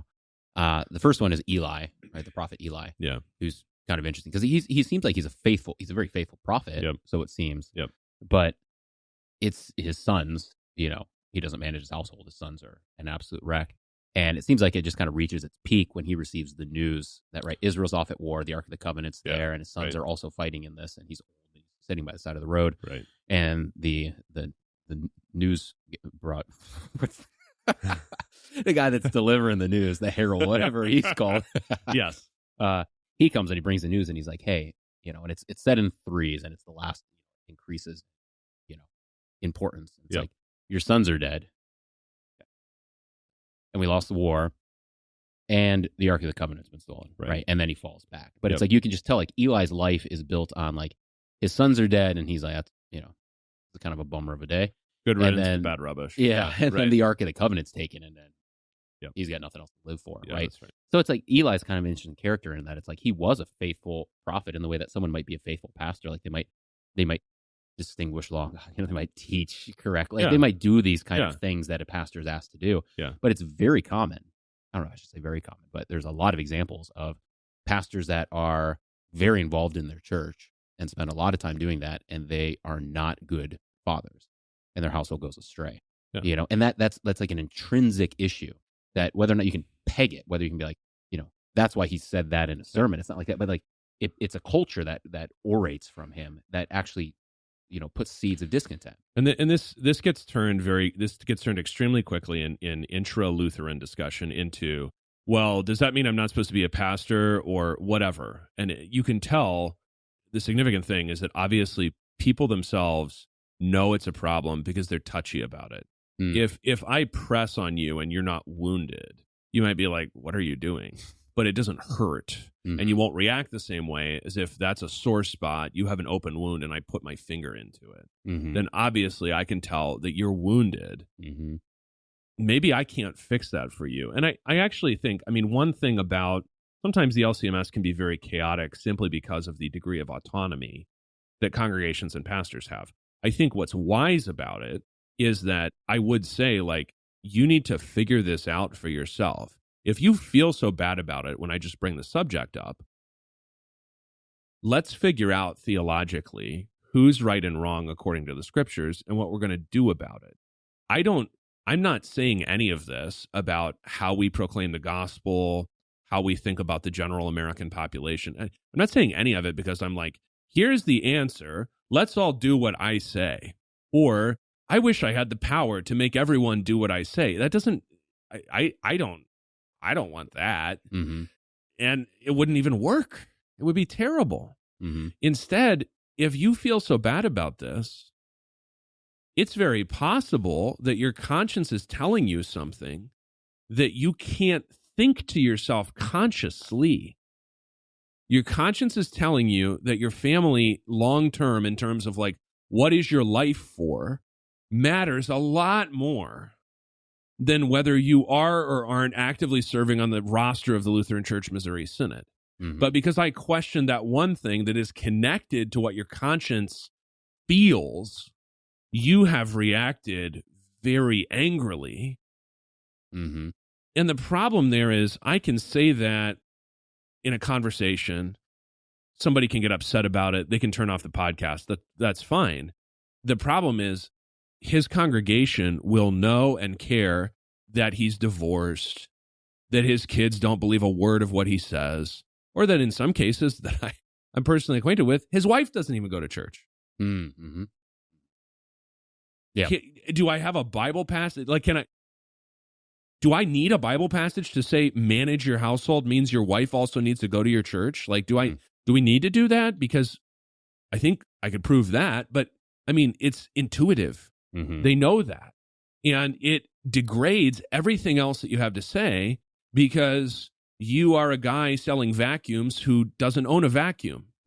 How could you know what you're talking about? Your goals for people's lives and for the congregation are not ones that you're even worried about. Yeah. So imagine a baseball coach that doesn't like baseball. Yeah. Okay. Yeah. I don't know. I don't know that you're going to win that many games. It goes back to that quality quantity thing. It's like, you can make the argument like, well, okay, well, we need pastors and da-da-da-da. And like, well, it's better that he's there. We're not, Yeah, sure. But in the end, like the point is there's intrinsic things that are going to soak into the congregation if those kind of issues are there and left unmanaged. In the same way that like in your own household, like if you've got whatever, like if you're addicted to your phone, like if you hide out in your garage to like tinker with things because you don't want to go play with your kids, or you have a drinking problem or something like that. The drinking problem, you can nail that down. You can be like, well, 1, 2, 3, 4, 5, 6, like that's let me open up this. Like that gets pretty obvious. But there are like those intrinsic things from like a father-mother perspective, where it's like if you don't address that, like this is going to become a generational issue. Like this, we know this is going to play off on your kids. Yeah, no question. And I can't maybe see it today, but we just you just know, like, this kid is going to struggle with this when he's 22 and when he's 40, unless if this gets addressed. And it's that same thing within the pastoral. It could be something with your own household. I think it also just be like physical health. And big time. I mean, the same kind of things like with your phone and other things like that, and being lazy or being confronted, like those kind of things. Like, you might not be able to peg on one event that's like, well, there's the issue. Now let's talk about that. But you're going to create this culture, and it could be even just not a pastor. It might be like an elder, or it might be different. You're just going to breed a culture. It's going to push people away, and it's going to stop people from coming in, because when they walk in the first day, they're going to smell it. Like when you walk into a church, you can just smell. You get what's a sense. The culture here. Yeah, you do get a sense, Yeah. and it doesn't really solve anything to say to yourself. And this is also easy for pastors, because most pastors are somewhat specifically verbally intelligent by the nature of what they've chosen to do. Mm-hmm. So they are people who are good at explaining things and also explaining away things. Mm. So that it's particularly easy to deceive oneself if you're a minister, that what you are doing is somehow sanctified, somehow justified, somehow glorified, mm-hmm. and you have a coherent theological vocabulary to do so.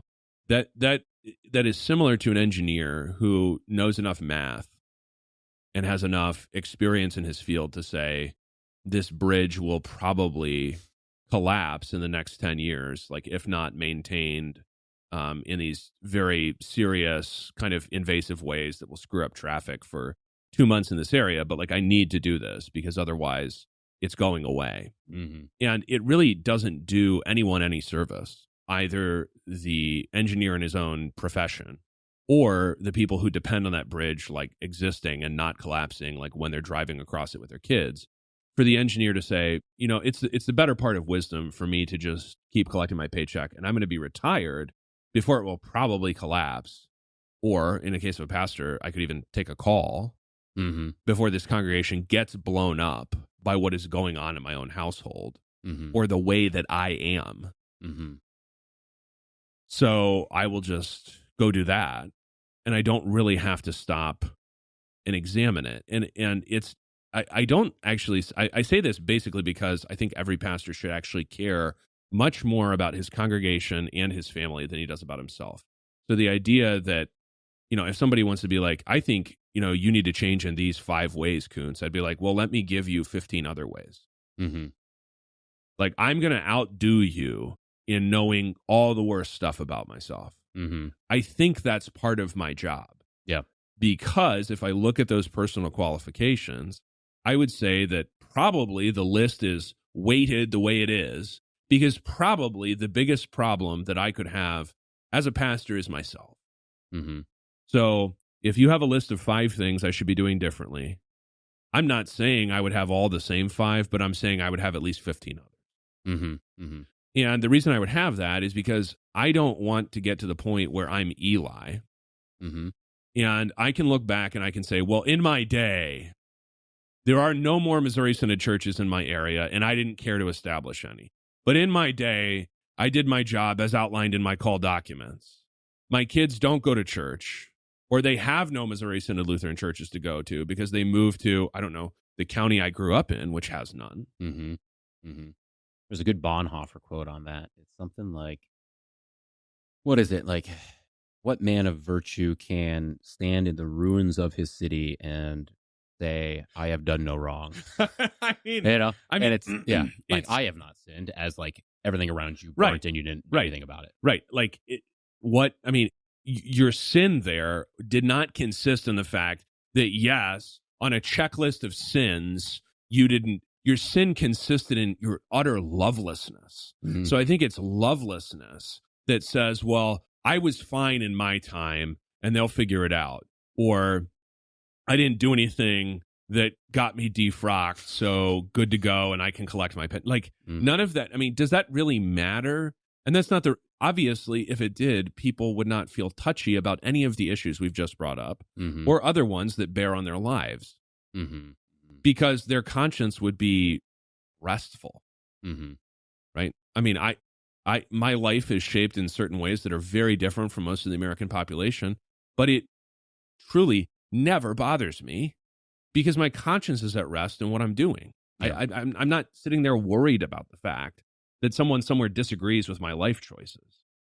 People are worried about disagreeing with their life choices because they themselves, it doesn't sit easy with them that none of their adult children go to church. Yeah. Let me ask you, this is kind of an aside, but kind of connected, what things do you think people in the church, pastors, leaders, what kind of things do you think that they need to be aware of outside of, let's say, just the Bible and the Book of Concord, right? So in other words, like, I'll start, and I'm reading it now, so it's a little bit like egotistical, right? But like, I think Jonathan Haidt's like Anxious Generation is a good example. Yeah. Like he's diagnosing very specific issues that are way more severe than what people are recognizing.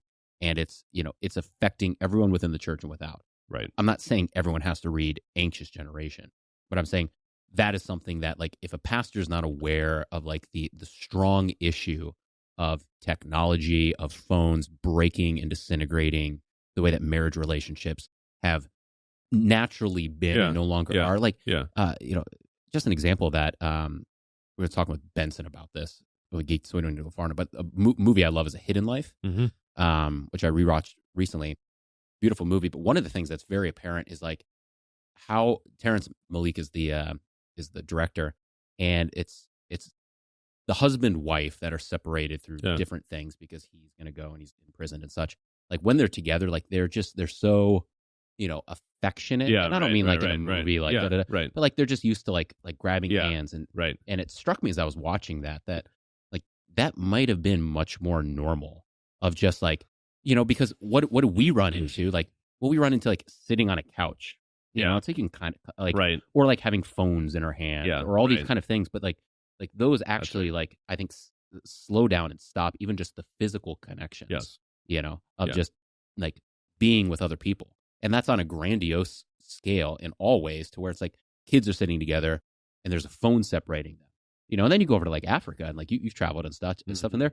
Like guys are holding hands and it's not living an differently. issue. Yeah, that's right. And they're just so you can look at that and you say, okay, here I know is an issue that is just accelerating like a freight train, heading for the mountain, and it's going to explode, and maybe it's already exploding, and we're just kind of but like we should be aware of that. What other things are there that we need to be aware of? I think it absolutely essential, particularly for someone who has someone else under his charge.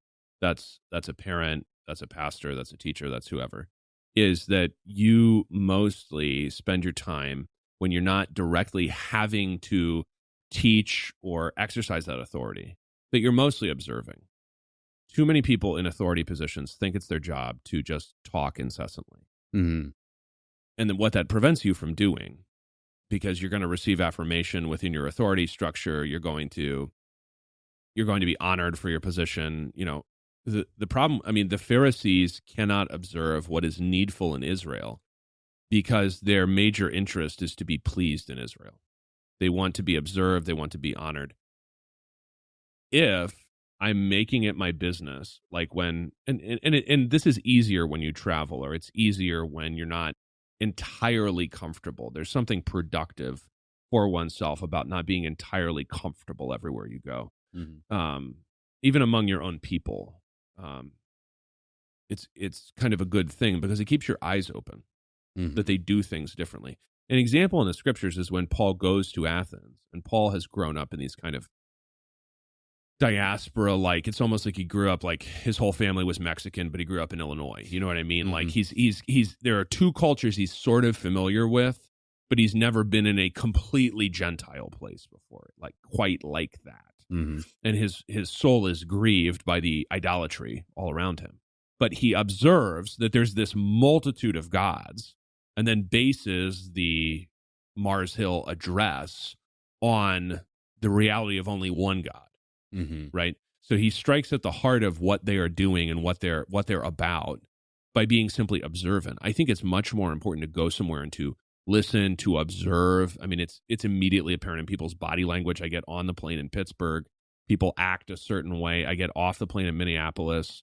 It's the same country, but it's a different culture. People relate to each other. They have different distances between their bodies. They talk at a different volume because that's kind of part of being friendly in a way that it's not in Pittsburgh. So people are just different. I think it's much more important to just observe human beings and let them be the way that they are, so that you have something actually productive and actually helpful to say to them, than it is to come in and immediately say, I'm here to tell you what to think and what to do. And there's a limit to that. You will get very weak personalities when you are just incessantly talking and talking and talking and talking and talking.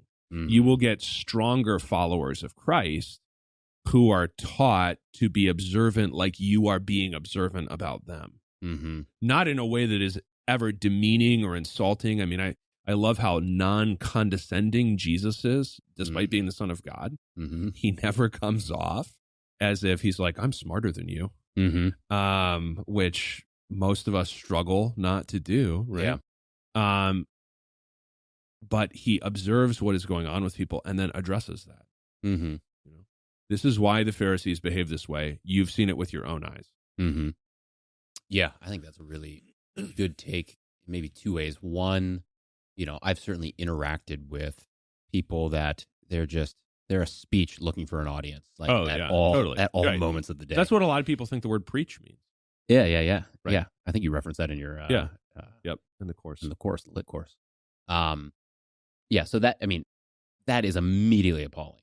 And but it's kind of interesting to watch though, because it's appalling and you know it's appalling and everyone knows it's appalling, except there's always a group that doesn't.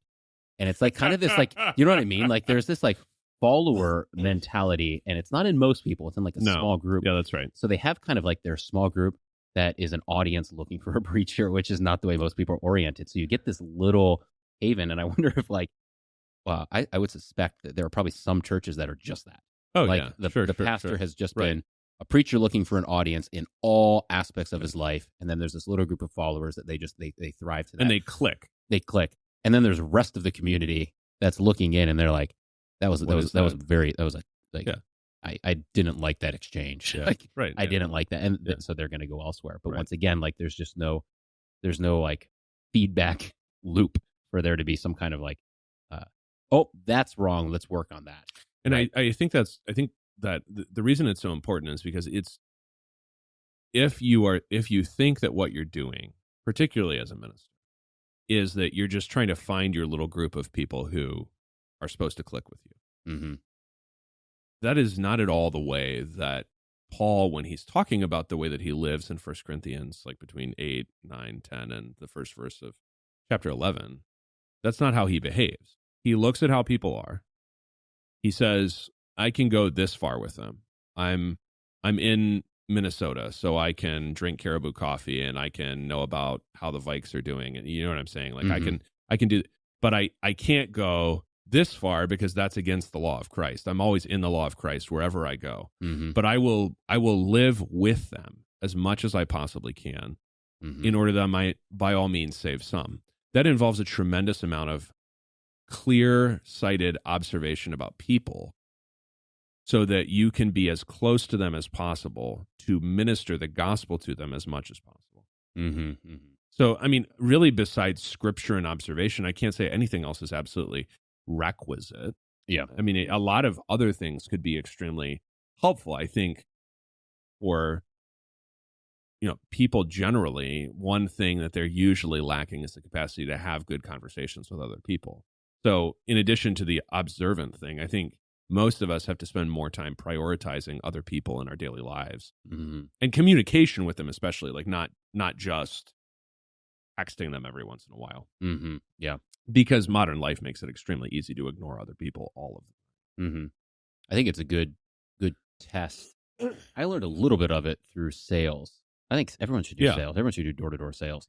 Because like your job when you do door-to-door sales is just to like listen to the most random people. Right. In a very awkward situation. Yes. Because like you've knocked on their door. Because the high functioning normal people are not they're not going to stand there for 20 minutes talking to you, right? No, and you just so here's a situation, like they're annoyed already, and they're annoyed at you, right? And your goal is to make it so that they're no longer annoyed with you to some degree, and you're not going to do that by speaking at them.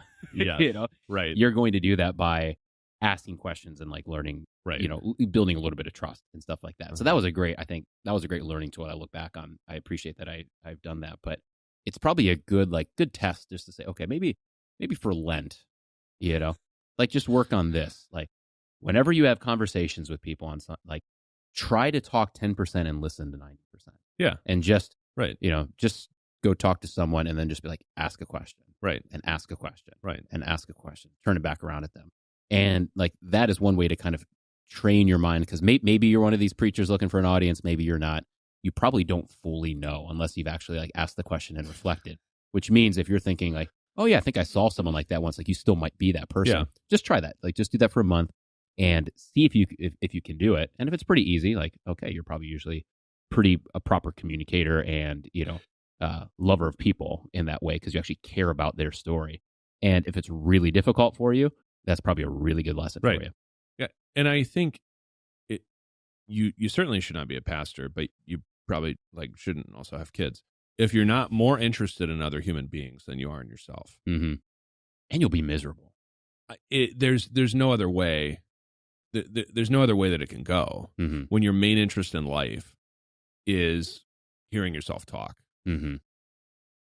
either quietly to yourself in solitude or in a group of people whom you have collected through the magnetism of your words and charisma.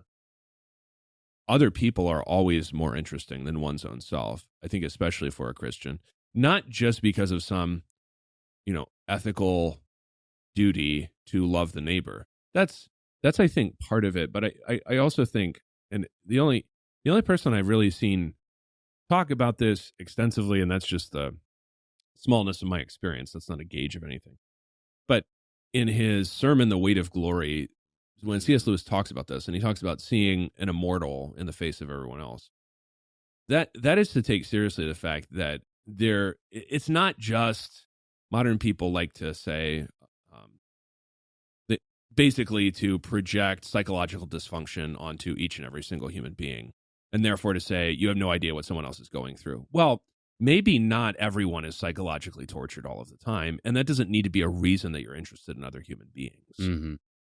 Just because you need to be kind because something might be terribly wrong with them that they are, for some reason, hiding from you or the rest of the world.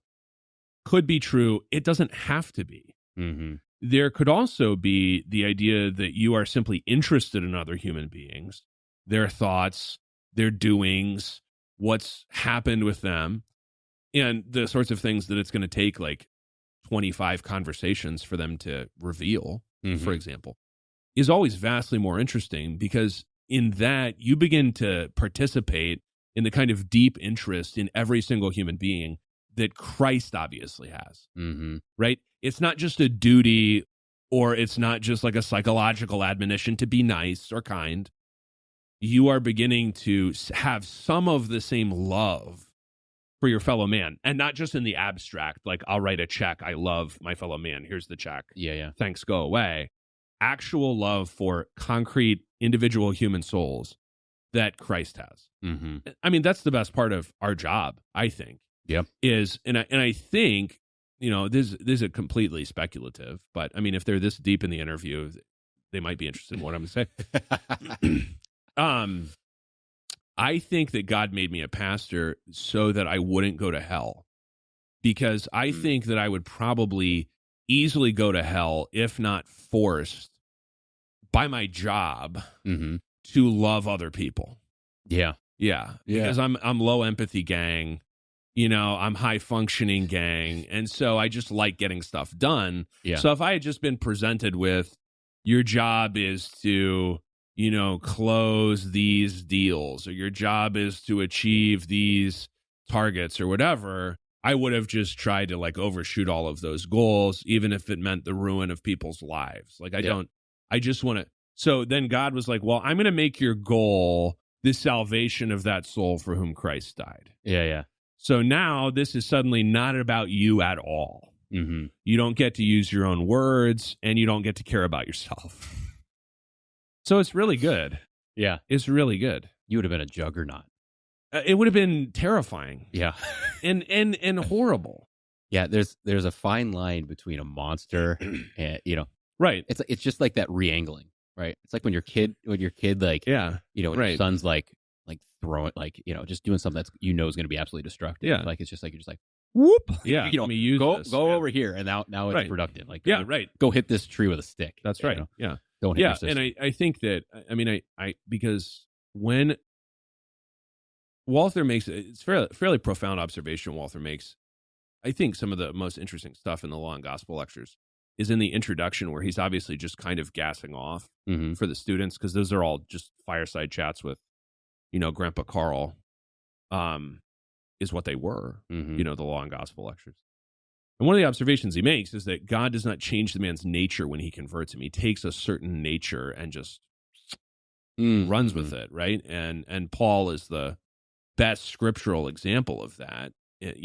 Paul is just an absolute maniac of a Pharisee, and then he's an absolute maniac of an apostle.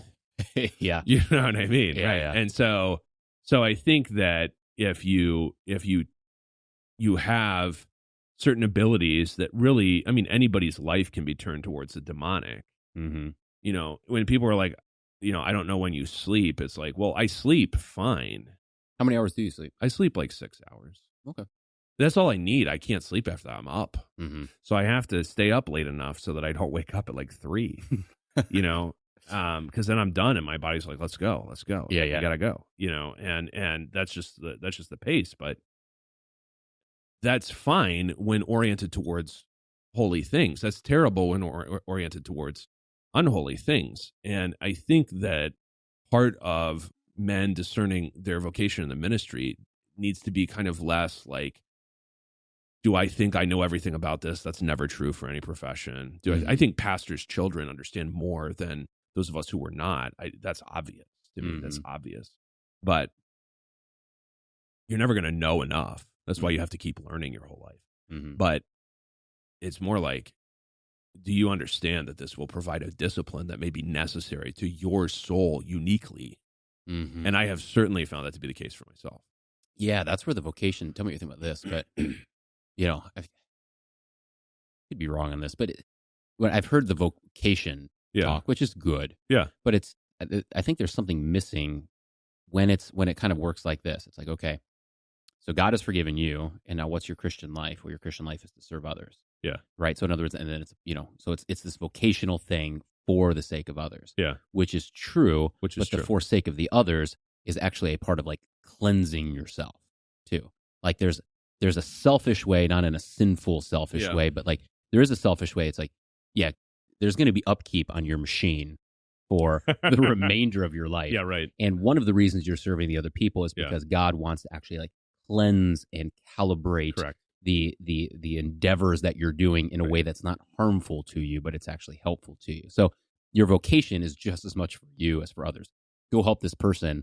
It's going to help them, and also it's going to help you in the process. That's right, because it's the vocational version of the thing that we said more generally earlier, which is you don't just love the person because you're commanded to. That may be the reason that you start doing it at all. That's good. Like, and Luther talks about that in the Large Catechism. Like, if you just have God's command to do something, that needs to be enough. Like, do I have some profound reason why I'm praying? No.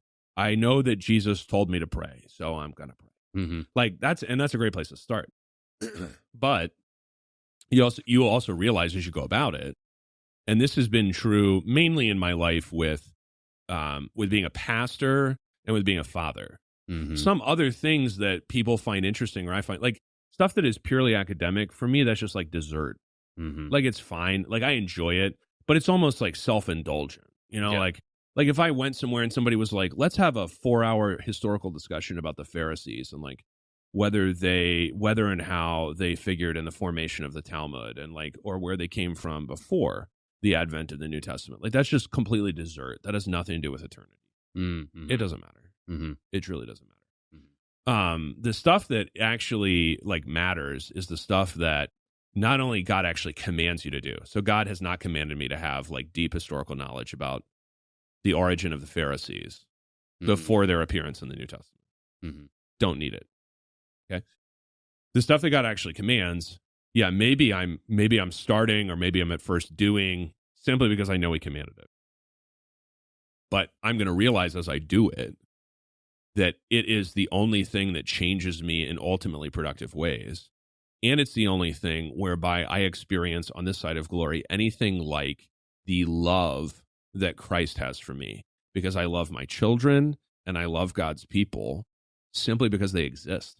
Mm-hmm, mm-hmm. And that's, I mean, Christ loves me that much simply because I exist, that he died for me. So, but I couldn't have come to that by doing something that's like easy and not commanded by God.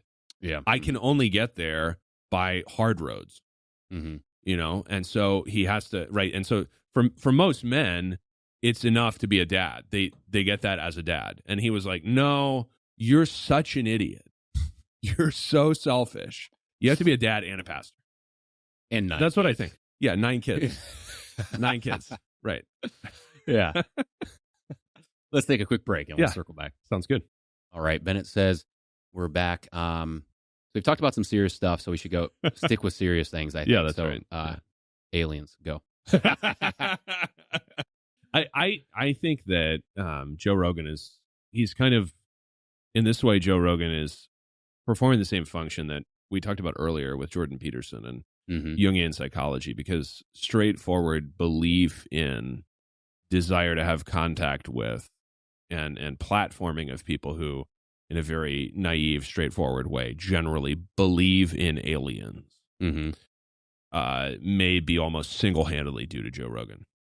Yeah, that's fair. Yeah. It's gone from sort of a fringe belief or something that's referenced but not necessarily taken seriously in the X-Files, 25, 30 years ago, to something that now people just believe in and refer to, right? And the various reasons that they're out there, who exactly knows, right? He has 2 guys in, who allegedly are no longer in the Air Force, whatever, but they're both talking about their encounters with Greys. These kinds of things, if you go back to the beginning of America's fascination with aliens, it's not the first time that we were talking about unidentified aerial phenomena, to use the modern term, the most modern term, but the time of the flying saucer, which is a phrase from 1947 specifically. So the post-World War II era, you go back there are people who are looking directly and without any irony for a setup with actual existent beings that are totally different from us and from another world. And if we come into contact with them, they're going to give us amazing secrets most often, and show us stuff. For a long time, that kind of got lost. It wasn't covered in media with that kind of seriousness, and media sources were limited, right? And when media sources get limited to movies and my local daily newspaper and the local news, you're only going to have so many things that people are thinking about. The explosion of information produced by the internet still only produced splinter communities interested in this stuff. Joe Rogan is pulling together millions of people at the same time, being like, what do I believe about it? Now, so then now we have to become very interested in theology, all of us, even if we don't want to be, because these are all classic theological questions. What is the nature of the creation? Where did the world come from? What kinds of beings does it have in it? The Bible very straightforwardly identifies man as the crown of that creation, and the entire universe's destiny hinges on who man is. That's why God has to become a man and not some other form of being when he incarnates. But Joe Rogan's not operating with that theological framework. Joe is kind of operating with whatever has popped into his head, but you can tell that he has a long-standing interest in these things, and especially what you could describe as a realistic assessment of or idea about beings not of this earth. That's an interesting take, in that it is forming his philosophical or theological thoughts as he has these conversations. Oh, yeah. Because I've never thought about that, and that now he's wrestling with some of these macro questions. Yeah. Everybody of sufficient seriousness eventually becomes a theologian. You have to. because you get to questions that only theology touches and has any idea of providing an answer. Mm-hmm. So that's where he's at on the nature of reality, that there are many forms of life. There are forms of life in other galaxies or something, and they're somehow coming into contact with us, probably through government programs. Right? And so that's why he always has to get somebody informed on the variety of American government efforts to investigate unidentified flying objects or unidentified aerial phenomena at that point. I think that there are kind of two simple explanations, and if they're boring, it's whatever. One explanation is that our government and other governments and other agencies, entities, private or otherwise, are always interested in developing technological capabilities that have really no parallel. You really only have to look at the things that were being achieved with extremely reduced materiel and personnel in the Second World War by the Germans. Everybody had to steal what the Germans were doing at the end of the Second World War. And didn't Hitler, I mean, because I think it connects to this, at least tangential, but like he had in his like inner circle, he had two like coven witches as part of it. Is that true? Yeah, let me kind of bookmark that just for a second, but because I think that gets into what you could describe as what I think is the specifically theological dimension of this. Yes. Okay. Okay. Yep.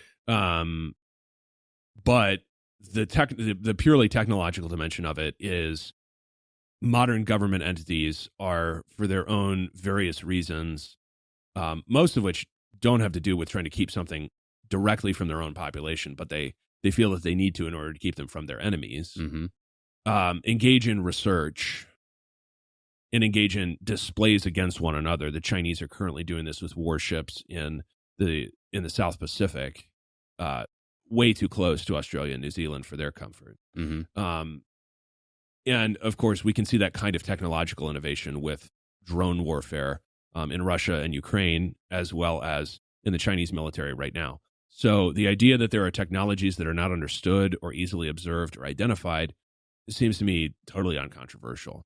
Technological progress at an incredible rate is really the only thing that modern man is capable of. He's barely capable of recognizing that it has a soul, let alone tending to that soul.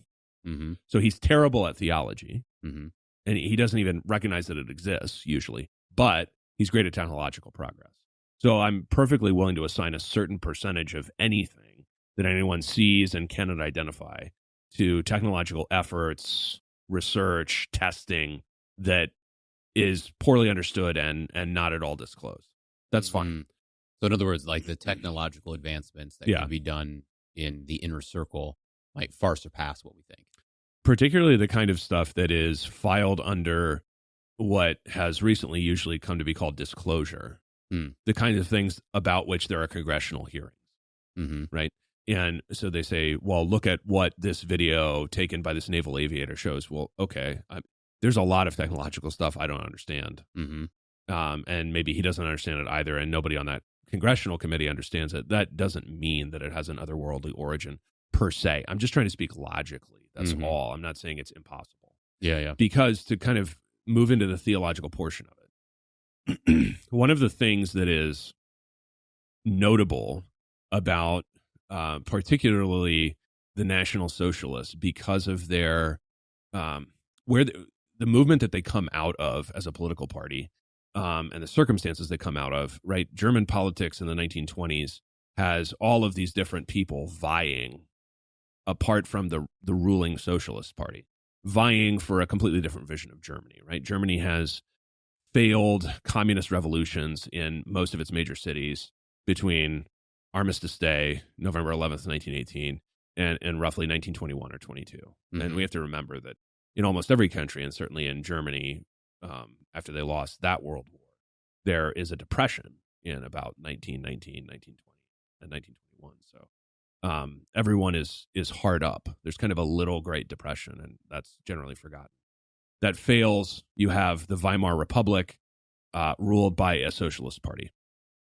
Everyone to the left of that, which is essentially communist, and everyone to the right of that, which is absolutely everybody else, is vying for some vision of Germany. You've got conservative Protestants who are probably monarchists. You've got National Socialists who are definitely not monarchists because in political form, they're kind of mimicking the left-wing Socialist Party and their vision of a mass movement, right? You've got Catholics who have their own political party historically in Germany and who will compose the majority of people with whom Bonhoeffer will politically affiliate in the various assassination attempts once the war kicks off. And those people probably have the strongest single political bloc. So you have all of this ferment on the right. Among the National Socialists, you somewhat uniquely have a combination of some people who are Christian, many people who, like a lot of people in Germany at that time, practice what is called cultural Protestantism, meaning they have grown up with some of the trappings of Protestantism. Maybe they went through confirmation or something, but they don't go to church. They're not Christians in any kind of identifiable way. Okay. You also have people who are part of a variety of movements that were usually classified. It would sort of look like scouting to Americans or other Anglophones, but it's got an ideological edge called the Wandervogel movement, the wandering bird movement, or the flying bird movement. It's basically, it's going to look like scouting to Americans, but it has this ethos of returning to the land and harmonizing oneself with nature.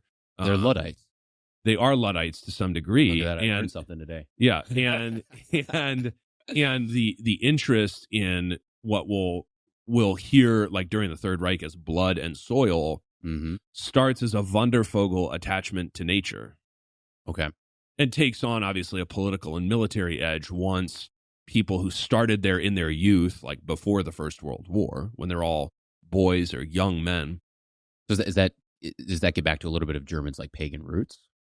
The idea is that now that we are beyond not only Christianity but also Enlightenment, we must find another source to sustain the spirit. Okay. Yep. Okay. And so some of that will get into what is very directly, and I don't know the two people to whom you're specifically referring. I mean, Himmler and Goering have variations. I think they were ladies, actually. That's possible. Okay, that's possible. I don't know about that. I don't know enough sort of biographically about Hitler to say that. Just to pause at this point ago, just to make sure, because that's fascinating. But is it kind of something to where, because we're experiencing it in some degree here, it's like at some point, if you watch Jordan Peterson, he likes to use the word mythology, which is probably the most appropriate word, but it's like that there's an overarching story or narrative which binds everyone together. Yeah. Even if you listen, there's an interesting interview with Putin where he talks about that, and he's dealing with a Western kind of atheist who's interviewing him, and the atheist kind of pokes at his religious aspect. And it's like religion is essential to who we are as a nation because it's an overarching narrative that gives kind of form to the way we think about things, right? So it's happening here, in that we've destroyed the mythology, or we've destroyed the narrative that kind of binds our moral systems, our legal systems, our political systems, our familial systems. But in Germany, post World War I, you're saying the structures have fallen, and now everyone's searching for what's the anchor that we can go back to and say, here's the foundation, and now we can build back up. That's right. Because we don't want to have all of these weeds that have grown up and this structure that's been breaking. We need to find this firm ground. Some are going back paganism, some are latching on to other world movements such as like communism and whatnot. That's right. Okay. Yeah. And what that's usually called, when that idea, which is going to manifest practically as paganism, and that you see in the United States today, okay, maybe under the form of Wicca, which is a British invention, but under other forms, and there's some version of some sort of native paganism in practically every European country extant at this point. Germany is doing this because Germany in some ways is the last to industrialize, so they speed up extremely quickly. They're sort of the China of the 19th century in that way. But they, in their spirit, they have modernized and then been disenchanted earlier than, say, the United States of America, which doesn't proceed to become in any way majority secular until well after the Second World War. Germany's already past that by the 1920s. Right? Germany is so secular that I mean, large groups of German Jews fight without a single qualm on the right in the street battles of these communist revolutions that I referenced earlier, because they have no attachment to Jewish religion specifically. So they have no qualms fighting street battles with all kinds of people who will later turn out to be National Socialists, right? I mean, everything is in ferment, and we tend not to know about any of this, right? On the right, some of those National Socialists will indulge in something that I think, if I were talking about it in terms of people near Putin, Alexander Dugin is definitely there, philosophically. But if you're talking about it as a set of religious ideas, it's called perennialism, meaning all humans everywhere must come into contact with a certain set of principles that will be expressed differently under different cultures. The gods will have different names, but it will always be there. They will have to deal with life and death.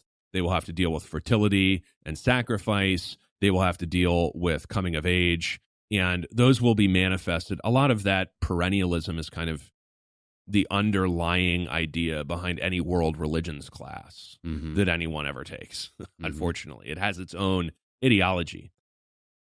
Because that's being practiced on the German right, when their technological research proceeds in the Second World War, there are some people, Werner von Braun is one of them, who are, they're Christians. But there are other people who, even in the launch of various rockets, perceive some spiritual significance. But to be honest with you, you find some of the same dabbling in esoterica in the United States, with both rocketry on the part of particularly Jack Parsons at the Jet Propulsion Laboratory, and with the ideas of the, ethnically Jewish, but functionally in this way pagan, Robert Oppenheimer, who's the head of our Manhattan Project, right? Is that when modern men of various religious and ethnic backgrounds come into contact with some of these forces, they begin to perceive that they are in contact with something that is magnificently destructive and out of their control. And because they're modern men, they are excellent at technological progress, saying, how can I explode a bigger bomb? They are not excellent at asking themselves theologically, what are they dealing with? My contention about much of what goes under the name, particularly of encounters, when we're talking about aliens, is that I think if they were medieval men, if they were Reformation era men, if they were men in colonial New England, they would have said, I encountered strange beings who communicated with me and asked me to do strange things, or to convey a message to mankind that comes from beyond but not from God. Medieval man, Reformation man, colonial New England man would have said, that's a demon. That's what Tucker Carlson says. Yeah. Well, he somewhat uniquely of most pundits, and I think the American right, honestly, is in something like the same kind of ferment. I'm speaking ideologically, not politically. It's politically successful as we record this. It's certainly in the same kind of ideological ferment. I mean, in Trump's White House, you got Trump doesn't really go to church. J.D. Vance is a Catholic convert. Paula White is like, I think, like a oneness Pentecostal. She's at least a woman pastor, so that's bad enough. I mean, it's all insane, right? It's crazy. Yeah. Ideologically. And those things don't stay still. Tucker Carlson, somewhat uniquely among those figures, has moved towards what, from what I can perceive, is a recognizably orthodox form of Christianity. So he's looking at these encounters. He's looking at what people say was done to them. He's looking at what happens to them. He's looking at the fact that almost never is any faithfully consistent, believing, church-attending Christian abducted. And he's saying, these are demons. Yeah. They're screwing with people who have no defense against them because they're modern people and they think they know better. They knocked and something answered. Right. That's right. That's interesting. I want to circle back to maybe a couple things with Germany, but I think it was John D. Davidson. I think in his book Pagan America, he kind of referenced that with AI. Yeah. He kind of built into this with a lot of the things that you're talking about. Right.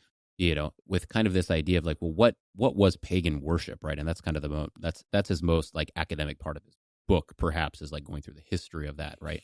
And it was always this notion of like, you sacrifice something and then you receive some kind of information, right? And that information is then going to serve you in some kind of way towards power or wealth. And it's usually something along the lines of like technological information, correct? Right. Correct. Which, the Book of Enoch gets pretty detailed in, which is kind of interesting. It does. Yeah. It kind of gives you, at least a lens to consider once you're approaching things like Nephilim or Tower of Babel. Probably most. I don't think this is the first time humanity has been extremely technologically advanced and extremely spiritually stupid, because it is notable that really the only detail we have about the ungodly in their lines prior to the flood is the nature of their technological advancement. Mm-hmm. Mm-hmm. And then the Book of Enoch, takes that step further and says, well, where do they get that from? Well, they get it by interacting with these demons. Right. Yeah. Right. Which is quite interesting, because then you even look at like the structure of AI, and it's like, even if you listen to, I always get this guy's name wrong, and I always get called out. Sam, it's not, I always say Sam Harris, and it's not Sam Harris, because that's the Sam Altman. Yes. Yeah. He's the CEO of OpenAI. He's a homosexual who adopted a little boy recently. Oh, did he? Yeah. Yeah. Didn't know that. Which is a pattern one notices.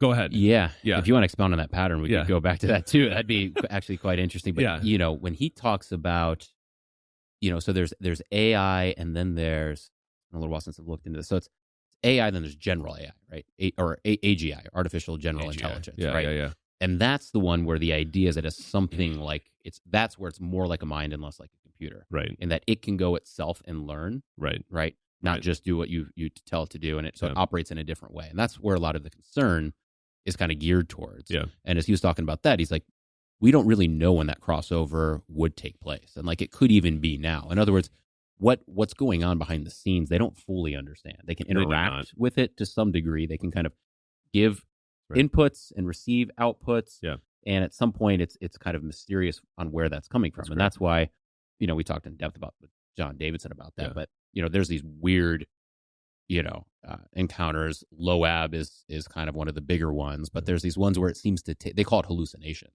right? Yes. And they actually take on a personality. Correct. That's not their normal personality. And they will steer conversations to something that they want to talk about, if you want to call it they or whatever, right? Legion, whatever it is, and that's where it gets kind of interesting. It's like, well, is that just like a virus like you would deal with in a computer? Or is it something else? But kind of the whole point is, what's the structure if you just look at it surface value? It's you present something up, and then you receive some kind of information down. Right. You're not fully sure where that information has gone from, and you're going to have to kind of trust in it. Yeah. And it is that same type of system that would have played out in the type of demonic worship. And I'm not saying AI is demonic. I'm saying it's a representation the way technology always kind of works. Like when you're dealing with creating the atom bomb, I don't have a clue how you create an atom bomb. Yeah. But there's always this kind of unknown element behind what you're doing. And you're putting in inputs and tests and whatnot, and then you're seeing what you're going to receive. And then you kind of calibrate based on that. But it is a communication with something that's known. So it's interesting as you kind of paint that, as you say, Oppenheimer and these guys, they're recognizing the pagan type mentality of what no question. Mm-hmm. And technology's resemblance to pagan worship is both something that modern men would not know because they're uninterested in religion. They think it's a facet of the past. Mm-hmm. They don't believe that technology was a facet of the past. The Bible believes that technology, high technology, was a facet of early human life, particularly in the line of the sons of Cain. Yeah, I mean, do you think, I tend to think this, right? There's a little bits of data when you deal with some of the Egyptian type things, but I think that perhaps the technology of the past was perhaps greater than even the technology of today and more advanced. The only reason that you would just absolutely rule that out, because when you're talking about ancient history, the first rule is total humility about how much you don't know. Mm-hmm. So a completely honest, simply honest answer would be to say it's possible. Mm-hmm. Would be to say it's possible, and then to say, well, practically every civilization has a myth about something older than itself that was more advanced on this earth, mm-hmm. Whether it's whether it's Atlantis in the case of Europe or it's Mu in the case of East Asia. Everyone's got an example of some kind of lost continent, lost idyllic way of life, a golden age in which men lived forever and, did amazing things that we're no longer capable of doing. Only modern men would be so arrogant as to say, no, we're as advanced as it gets, which how could they actually possibly know that? I think that relates, that arrogance relates to something about technology that I think modern men also fail to do, which is you'll notice that the advent of widely available large language models, right? Which is, it's not that AI did not exist before 2021. It's that it was not available in a usable way to most computer users. Once it becomes available, modern man is not able to think to himself, I should be skeptical about this because human nature fails to advance. Instead, modern man goes about prophesying about AI. So AI has both evangelists and it has doomsayers. It has relatively few people that are saying something to the effect of, I don't know what this is going to do, so I'm going to be suspicious or cautious about it. Instead, people become adopters, which I think is kind of a significant family word to use, but it's used for technology. We talk about, we adopt children and we adopt technology. And then, or they have to turn against it, also stating things they don't really understand, instead of stating that the primary thing is even the people who work on it, like you said, don't actually understand what is occurring. So now I have something that even if it is of purely technological origin, like it really is just a function of circuits and provision of electricity, like a computer, even if that's all it is, I now don't really know what I'm doing. It's doing something I don't understand. That doesn't happen with my lawnmower. So I think, are insufficiently wary of our own capacities for technological advancement because we're really focused more on the processes, the engineering processes, the way that it has to be trained not to hallucinate, but then the way that it hallucinates in fresh ways. I mean, there's a whole kind of sub-industry of prompt engineering that exists to stop hallucination that is still incapable of stopping it. I mean, you can stop it from hallucinating about one thing, and now it's going to hallucinate about something else, or it'll come up with like a nasty answer you don't want it to ever give anyone, but which is perhaps true. So all of that is to say that I think that both aliens and the fear of artificial intelligence, as well as the race for it, right? The only debate is like, do you do it in a cheap DeepSeek way, or do you throw billions and billions and billions of dollars after it in a we're going to build new data centers just to do this way? That's the only debate. No one's debating, should we be doing this at all? Or what limited set of applications should we have? Which, thank God, we got to in the case of nuclear weapons. We developed them. Now they're here. And so far, we have generally said, we simply shouldn't do this to anyone else ever again. At least at the time of the recording. That's right. By the time it comes out, who knows what'll happen? Yeah. Right. Exactly. Yeah, that is interesting in that it's like you set yourself on a trajectory, and it's like two things. One, we can't get out of that trajectory, right? Because it's there are people that have asked, like, should we be doing this? Like Elon Musk is kind of one, but it's like the cat's out of the bag. Like the genie's out of the bottle. Like at this point, it's like, well, if you don't do it, like, well, China's going to do it. Like so at some point, it's like we're all on this train, and there's no real way to get off. Yep.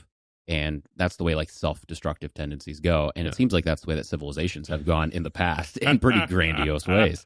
Right. And that's the Jonathan Peugeot. He does a great, I mean, he's got what's his thing he does? It's Do you know the channel he has? I don't. Oh, it's really good. I've drawn a blank on it, but it has to deal with, he'll deal with a lot of like symbolism, in mythology and stuff like that, or symbolism in the Bible. Yeah. And he does one on like 666, and he kind of tracks it through. And he says one of the aspects of 666 is it's a civilization built on, and he precedes this with like, tracking technology through the Bible and Cain and all this kind of stuff, Tower Babel and whatnot. And, Babel, showing back up in Revelation as kind of this 666 is like, it's the conglomerate of people. It's like a nation that is geared towards the endeavors of man without including the questions of God. Right. So it brings back to like, it's like the question of God, like the number 7 brings in this, like, well, should we do this? Like, is this in accordance with the hidden nature of things that we've received via like the word of God and through like this moral instruction? And does that then kind of forms the endeavors that you do from a man's perspective? What's 666? It's like you remove those barriers of the 7 entirely, and all you're doing is the endeavors of making things bigger, more dangerous, more powerful. And what ends up happening is you end up on this trajectory. That's that kind of 666 kind of trajectory. The thing about which I'm particularly fearful for our civilization is that we have rejected not only the light of revelation, generally speaking, we have also now begun to reject, particularly in our ruling classes throughout the West, the light of nature. Mm-hmm. One of the things criminalized by the variety of both laws about social media as well as laws about speech throughout Britain and the European Union is that you are in many cases no longer allowed to speak concerning the observation of nature, especially human nature, that there are 2 sexes, for example, and only 2 sexes. And that the change of one sex into another is just a pharmaceutical fallacy. It's impossible. It obviously cannot be in your nature if you must remain on a harsh pharmaceutical regimen for the rest of your life in order to maintain the illusion that you have become something that you were not born to be. So if I reject the light of revelation, I'm already in enough trouble. But from the light of nature, I should know that God exists and that he is powerful. That's Romans 1. If I'm rejecting that altogether, and therefore that there's any created nature to mankind, to anything, I mean, modern people are susceptible to the idea that they are single-handedly going to blow up the planet with heat from their industrial production because they have little to no sense of nature, of natural processes, of what is possible or impossible. They have no sense of limits, right? Because man, apart from God's revelation of the depth of his sin and the nature of salvation in Christ, becomes prideful. Man, apart from the light of nature, becomes not only prideful, but actually believes himself to be divine, and therefore to have control over everything. Yeah. So what do you think about kind of this connection, which goes back a little bit to, perhaps Hitler had, at least 2 witches representative in his council. I forget where I heard that. It was an interview on Joe Rogan, and it was somebody who was kind of an expert in the Third Reich or whatever, right? So that's, I remember it being kind of a pretty good resource. Yeah. Fact check, true. Yeah. Or maybe it was Alex Jones. I don't know. It's getting dicier. Yeah. Maybe it was a guy on YouTube with 200 subscribers. Go ahead. So there's kind of that as a data point, but it's interesting when you go from there to making the connection to like Silicon Valley. Yeah. And this will even kind of bring back in like your comment on Sam Altman. Yeah. Right. But it's that, right. So in the old paganism, you had to sacrifice something. Right. And particularly you would sacrifice children. Particularly both infants and 4-year-olds seem to be a theme throughout. And we can get that from archaeological evidence. Right. Go see John D. Davidson's book, and he kind of walks through that in, I think, 5 different pagan cultures and civilizations. So there's that aspect, right? So there's a way you can connect it and kind of hypothesize on it. It's like, okay, we're certainly getting these wild technologies that you and I don't understand. Most people don't understand. And they are almost exclusively coming out of specific areas. Yeah. Right. And then what do you find in those specific areas? And this is kind of like my question is, one, why is abortion so important? Right. Like, it seems more important than the narrative that's portrayed. Correct. I fully believe that. Yeah. So it's like women's rights and da-da-da-da. It's like, Right. I don't know. Governments don't really care that much about, like, specific people's rights. Like, people don't get up in arms about that. Like, there's something else going on. Then you scratch a little bit and you're like, oh, there's certainly something financial. Well, what's going on with that financial? It's like, the numbers don't add up, right? Just across the board. Yeah. And it's like, okay, so I know that in all the ancient civilizations, like, it was really important that babies were sacrificed. There has to be a blood sacrifice for you to receive something in return. If we're going to go through this lens of, like, perhaps we, and this is something like Joe Rogan would even be like, yep, like, I agree with that. Like, perhaps what we're receiving is from something beyond just the ingeniousness of our own minds. Yeah. Right. Yeah. So if those things are the case, the pagans certainly believe that. Like, we're going to receive things. You can watch the Aztecs one's a really interesting one to scratch as far as the things they would do and the systems they had set up to right after they would do the horrific things, what they would assume to receive, and then how they would disseminate that information into practical things that they would carry out. Right. So there's this normal flow that's been there across history through all of these pagan ones.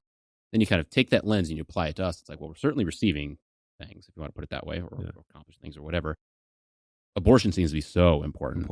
And then you zoom into these areas and you're like, well, abortion and pornography and homosexuality seem hyper important in these ones. And they must be immediately available to anyone. Yeah. So I don't know, do you want to connect all those things and hypothesize on like, so here's the hypothesis and you can back it up. So are they doing things that are specifically demonic in nature, which is what we would say about all sin at its core, but in a heightened way, like in accordance with Romans 1, when it comes to kind of this hyper-sexualized, abuse, the sacrifice of children via abortion, and then this unquantifiable wealth and technology that's just like flowing out of those inputs, if that makes sense. The degradation of man, particularly of his body, is important to demons because it makes him capable of degrading himself still further by worshiping fallen angels, which is what they desire. So he must be degraded in himself in order to depart from what should be, which is the worship of God, and to be degraded into the worship of fallen angels, which is the teaching of demons. And it's the end goal. It's what they need to receive because of their jealousy and their pride. So the need to degrade both individuals and entire societies is very great, and it's why you see the identical pattern across societies of a combination of sexual degradation and unnatural practice accompanied by blood sacrifice of various kinds. Abortion is blood sacrifice for a modern society because it's purportedly a medical procedure. And if you have a diagnosis, you can do whatever you want. So it's purportedly a medical procedure, and it's in the name of rights, which is, again, a sacred precinct for modern people. It's my right. And as long as I have a right, you have to defend my right. So it's put in language that is acceptable to modern people, put in language that modern people would find readily understandable in a way that they would not find readily understandable, like the French explorer Etienne Brulé died somewhere in what we call the Midwest among Indians, and they cut his heart out and ate it so that they could get some of his bravery. We don't really find that understandable, but we also sacrifice far more children than their societies were even capable of doing. So there's just an arrogance about modern people that is breathtaking, because prior pagan societies that did these things did not do them and did not try to do them on the same scale that we do. But to us, they appear sanitized because they're medical. This is medicine. This is access to reproductive health care. And we do it in a way that we explain to ourselves as in defense of what is really the only sacred thing left, which is personal rights. There are different lists of personal rights, and that's largely how political parties align themselves. But the rights have to be protected. But the fact that sexual degradation, which is, that's how Paul talks about it. He doesn't call it homosexuality as if it's just some kind of psychological condition. He says they dishonor themselves. Mm. There's an honor natural to the human body, and this dishonors it. That they dishonor themselves. That degradation is necessary for the other things that demons desire to be given to them by men.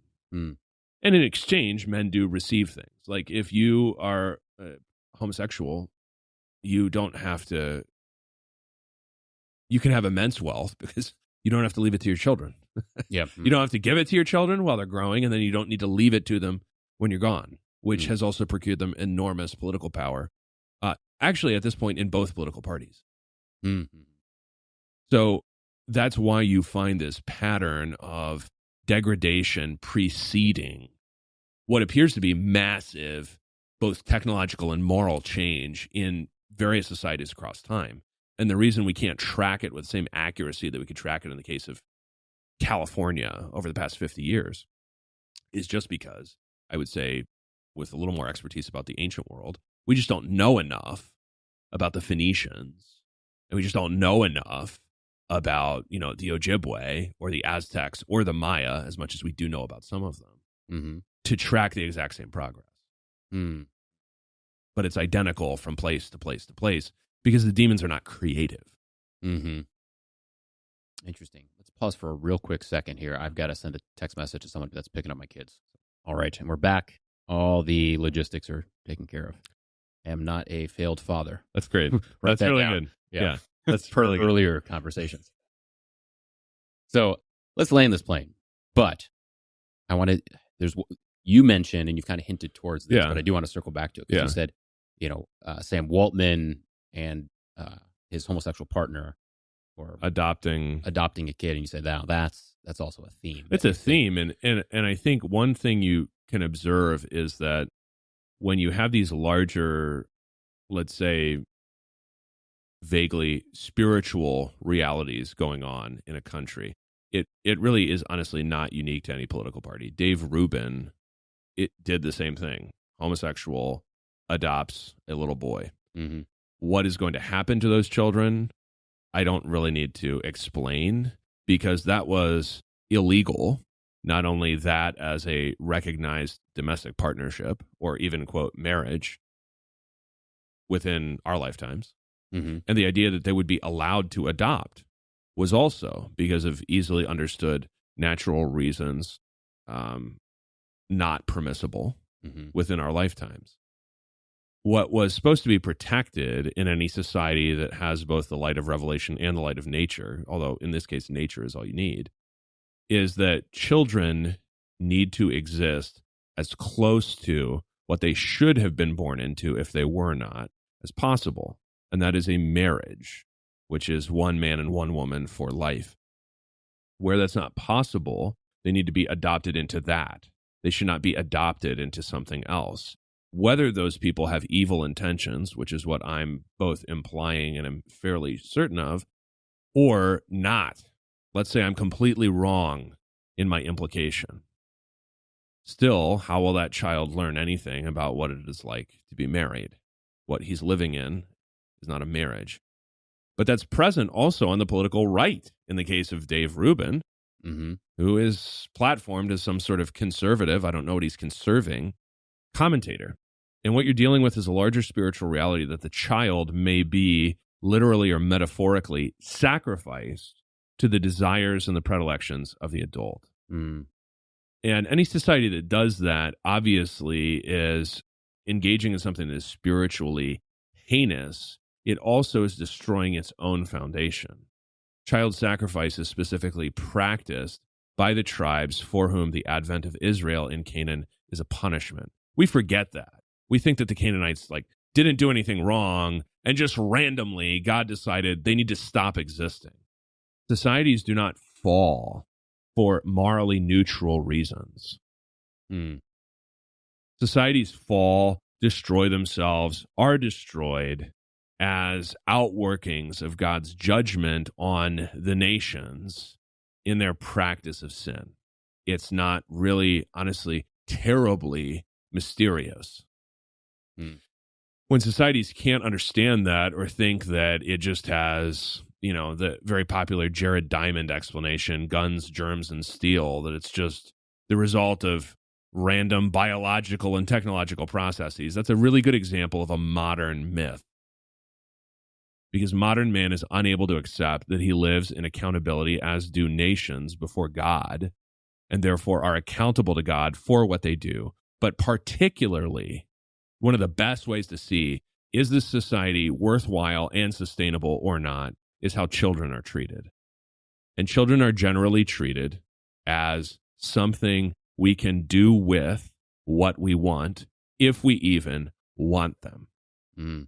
Rather than saying, children are a gift and therefore a trust, and therefore I may by no means do what I want with this child. This child is entrusted to me by one who is greater than I am. A society that recognizes that is one that will be healthy. Our society, which does not recognize that, by and large, will not be healthy. And when you're unhealthy long enough, you die. Yeah. Well said. One thing to strike, and then we can just kind of close off. But Yeah. I mean, it's just, you can tell that all the dialogue and rhetoric from one side is always about the desires of the adults. Yes. And the conversation is never about the needs of the child. And that seems to be that switch that you're pushing into. Because to acknowledge that there are needs in every single child would be to acknowledge nature. And to acknowledge nature would be to acknowledge that something is implanted that we didn't put there. And then we'd have to find out who the planter was. And then we'd know that there was a creator. And then we would be held accountable. And that is, I think, the very thing that modern man is keenest to avoid. So I really don't think it's an accident when, in talking about phone usage or something like that, we begin to speak much more, even in the church, let alone in secular politics or any other realm, about nature and what should be happening, what you're set up to be, and how when you pervert that or twist that or warp that, there is spiritual damage, because the nature that I've been given is connected also to the soul I've been given. And they are tended at the same time, or they go untended and maybe are even destroyed at the same time. And that happens not only for us individually, it also happens for us collectively, socially, politically. So the stuff that we've talked about, in the last 60 minutes, I don't see as disconnected. It's really just a broader view, broader both historically and broader just in terms of all the different areas of life we've talked about. But I see it as very connected to what we talked about at the front end, because it all concerns modern man's flight from nature, from what's right in front of your face, from what we are kind of all looking at but won't acknowledge. And then the need to talk about that, and the need to think about that, and the need to figure out what to do about that, rather than continuing to avoid it as we technologically, quote, progress. Well, Adam Koontz, this has been a blast. Yeah, thank you so much. Yeah. All right, we'll have you back on again here next week. We'll send Bennett down to kidnap you. I got to stay on top. I got to stay on top. Cheers. Yep, thank you.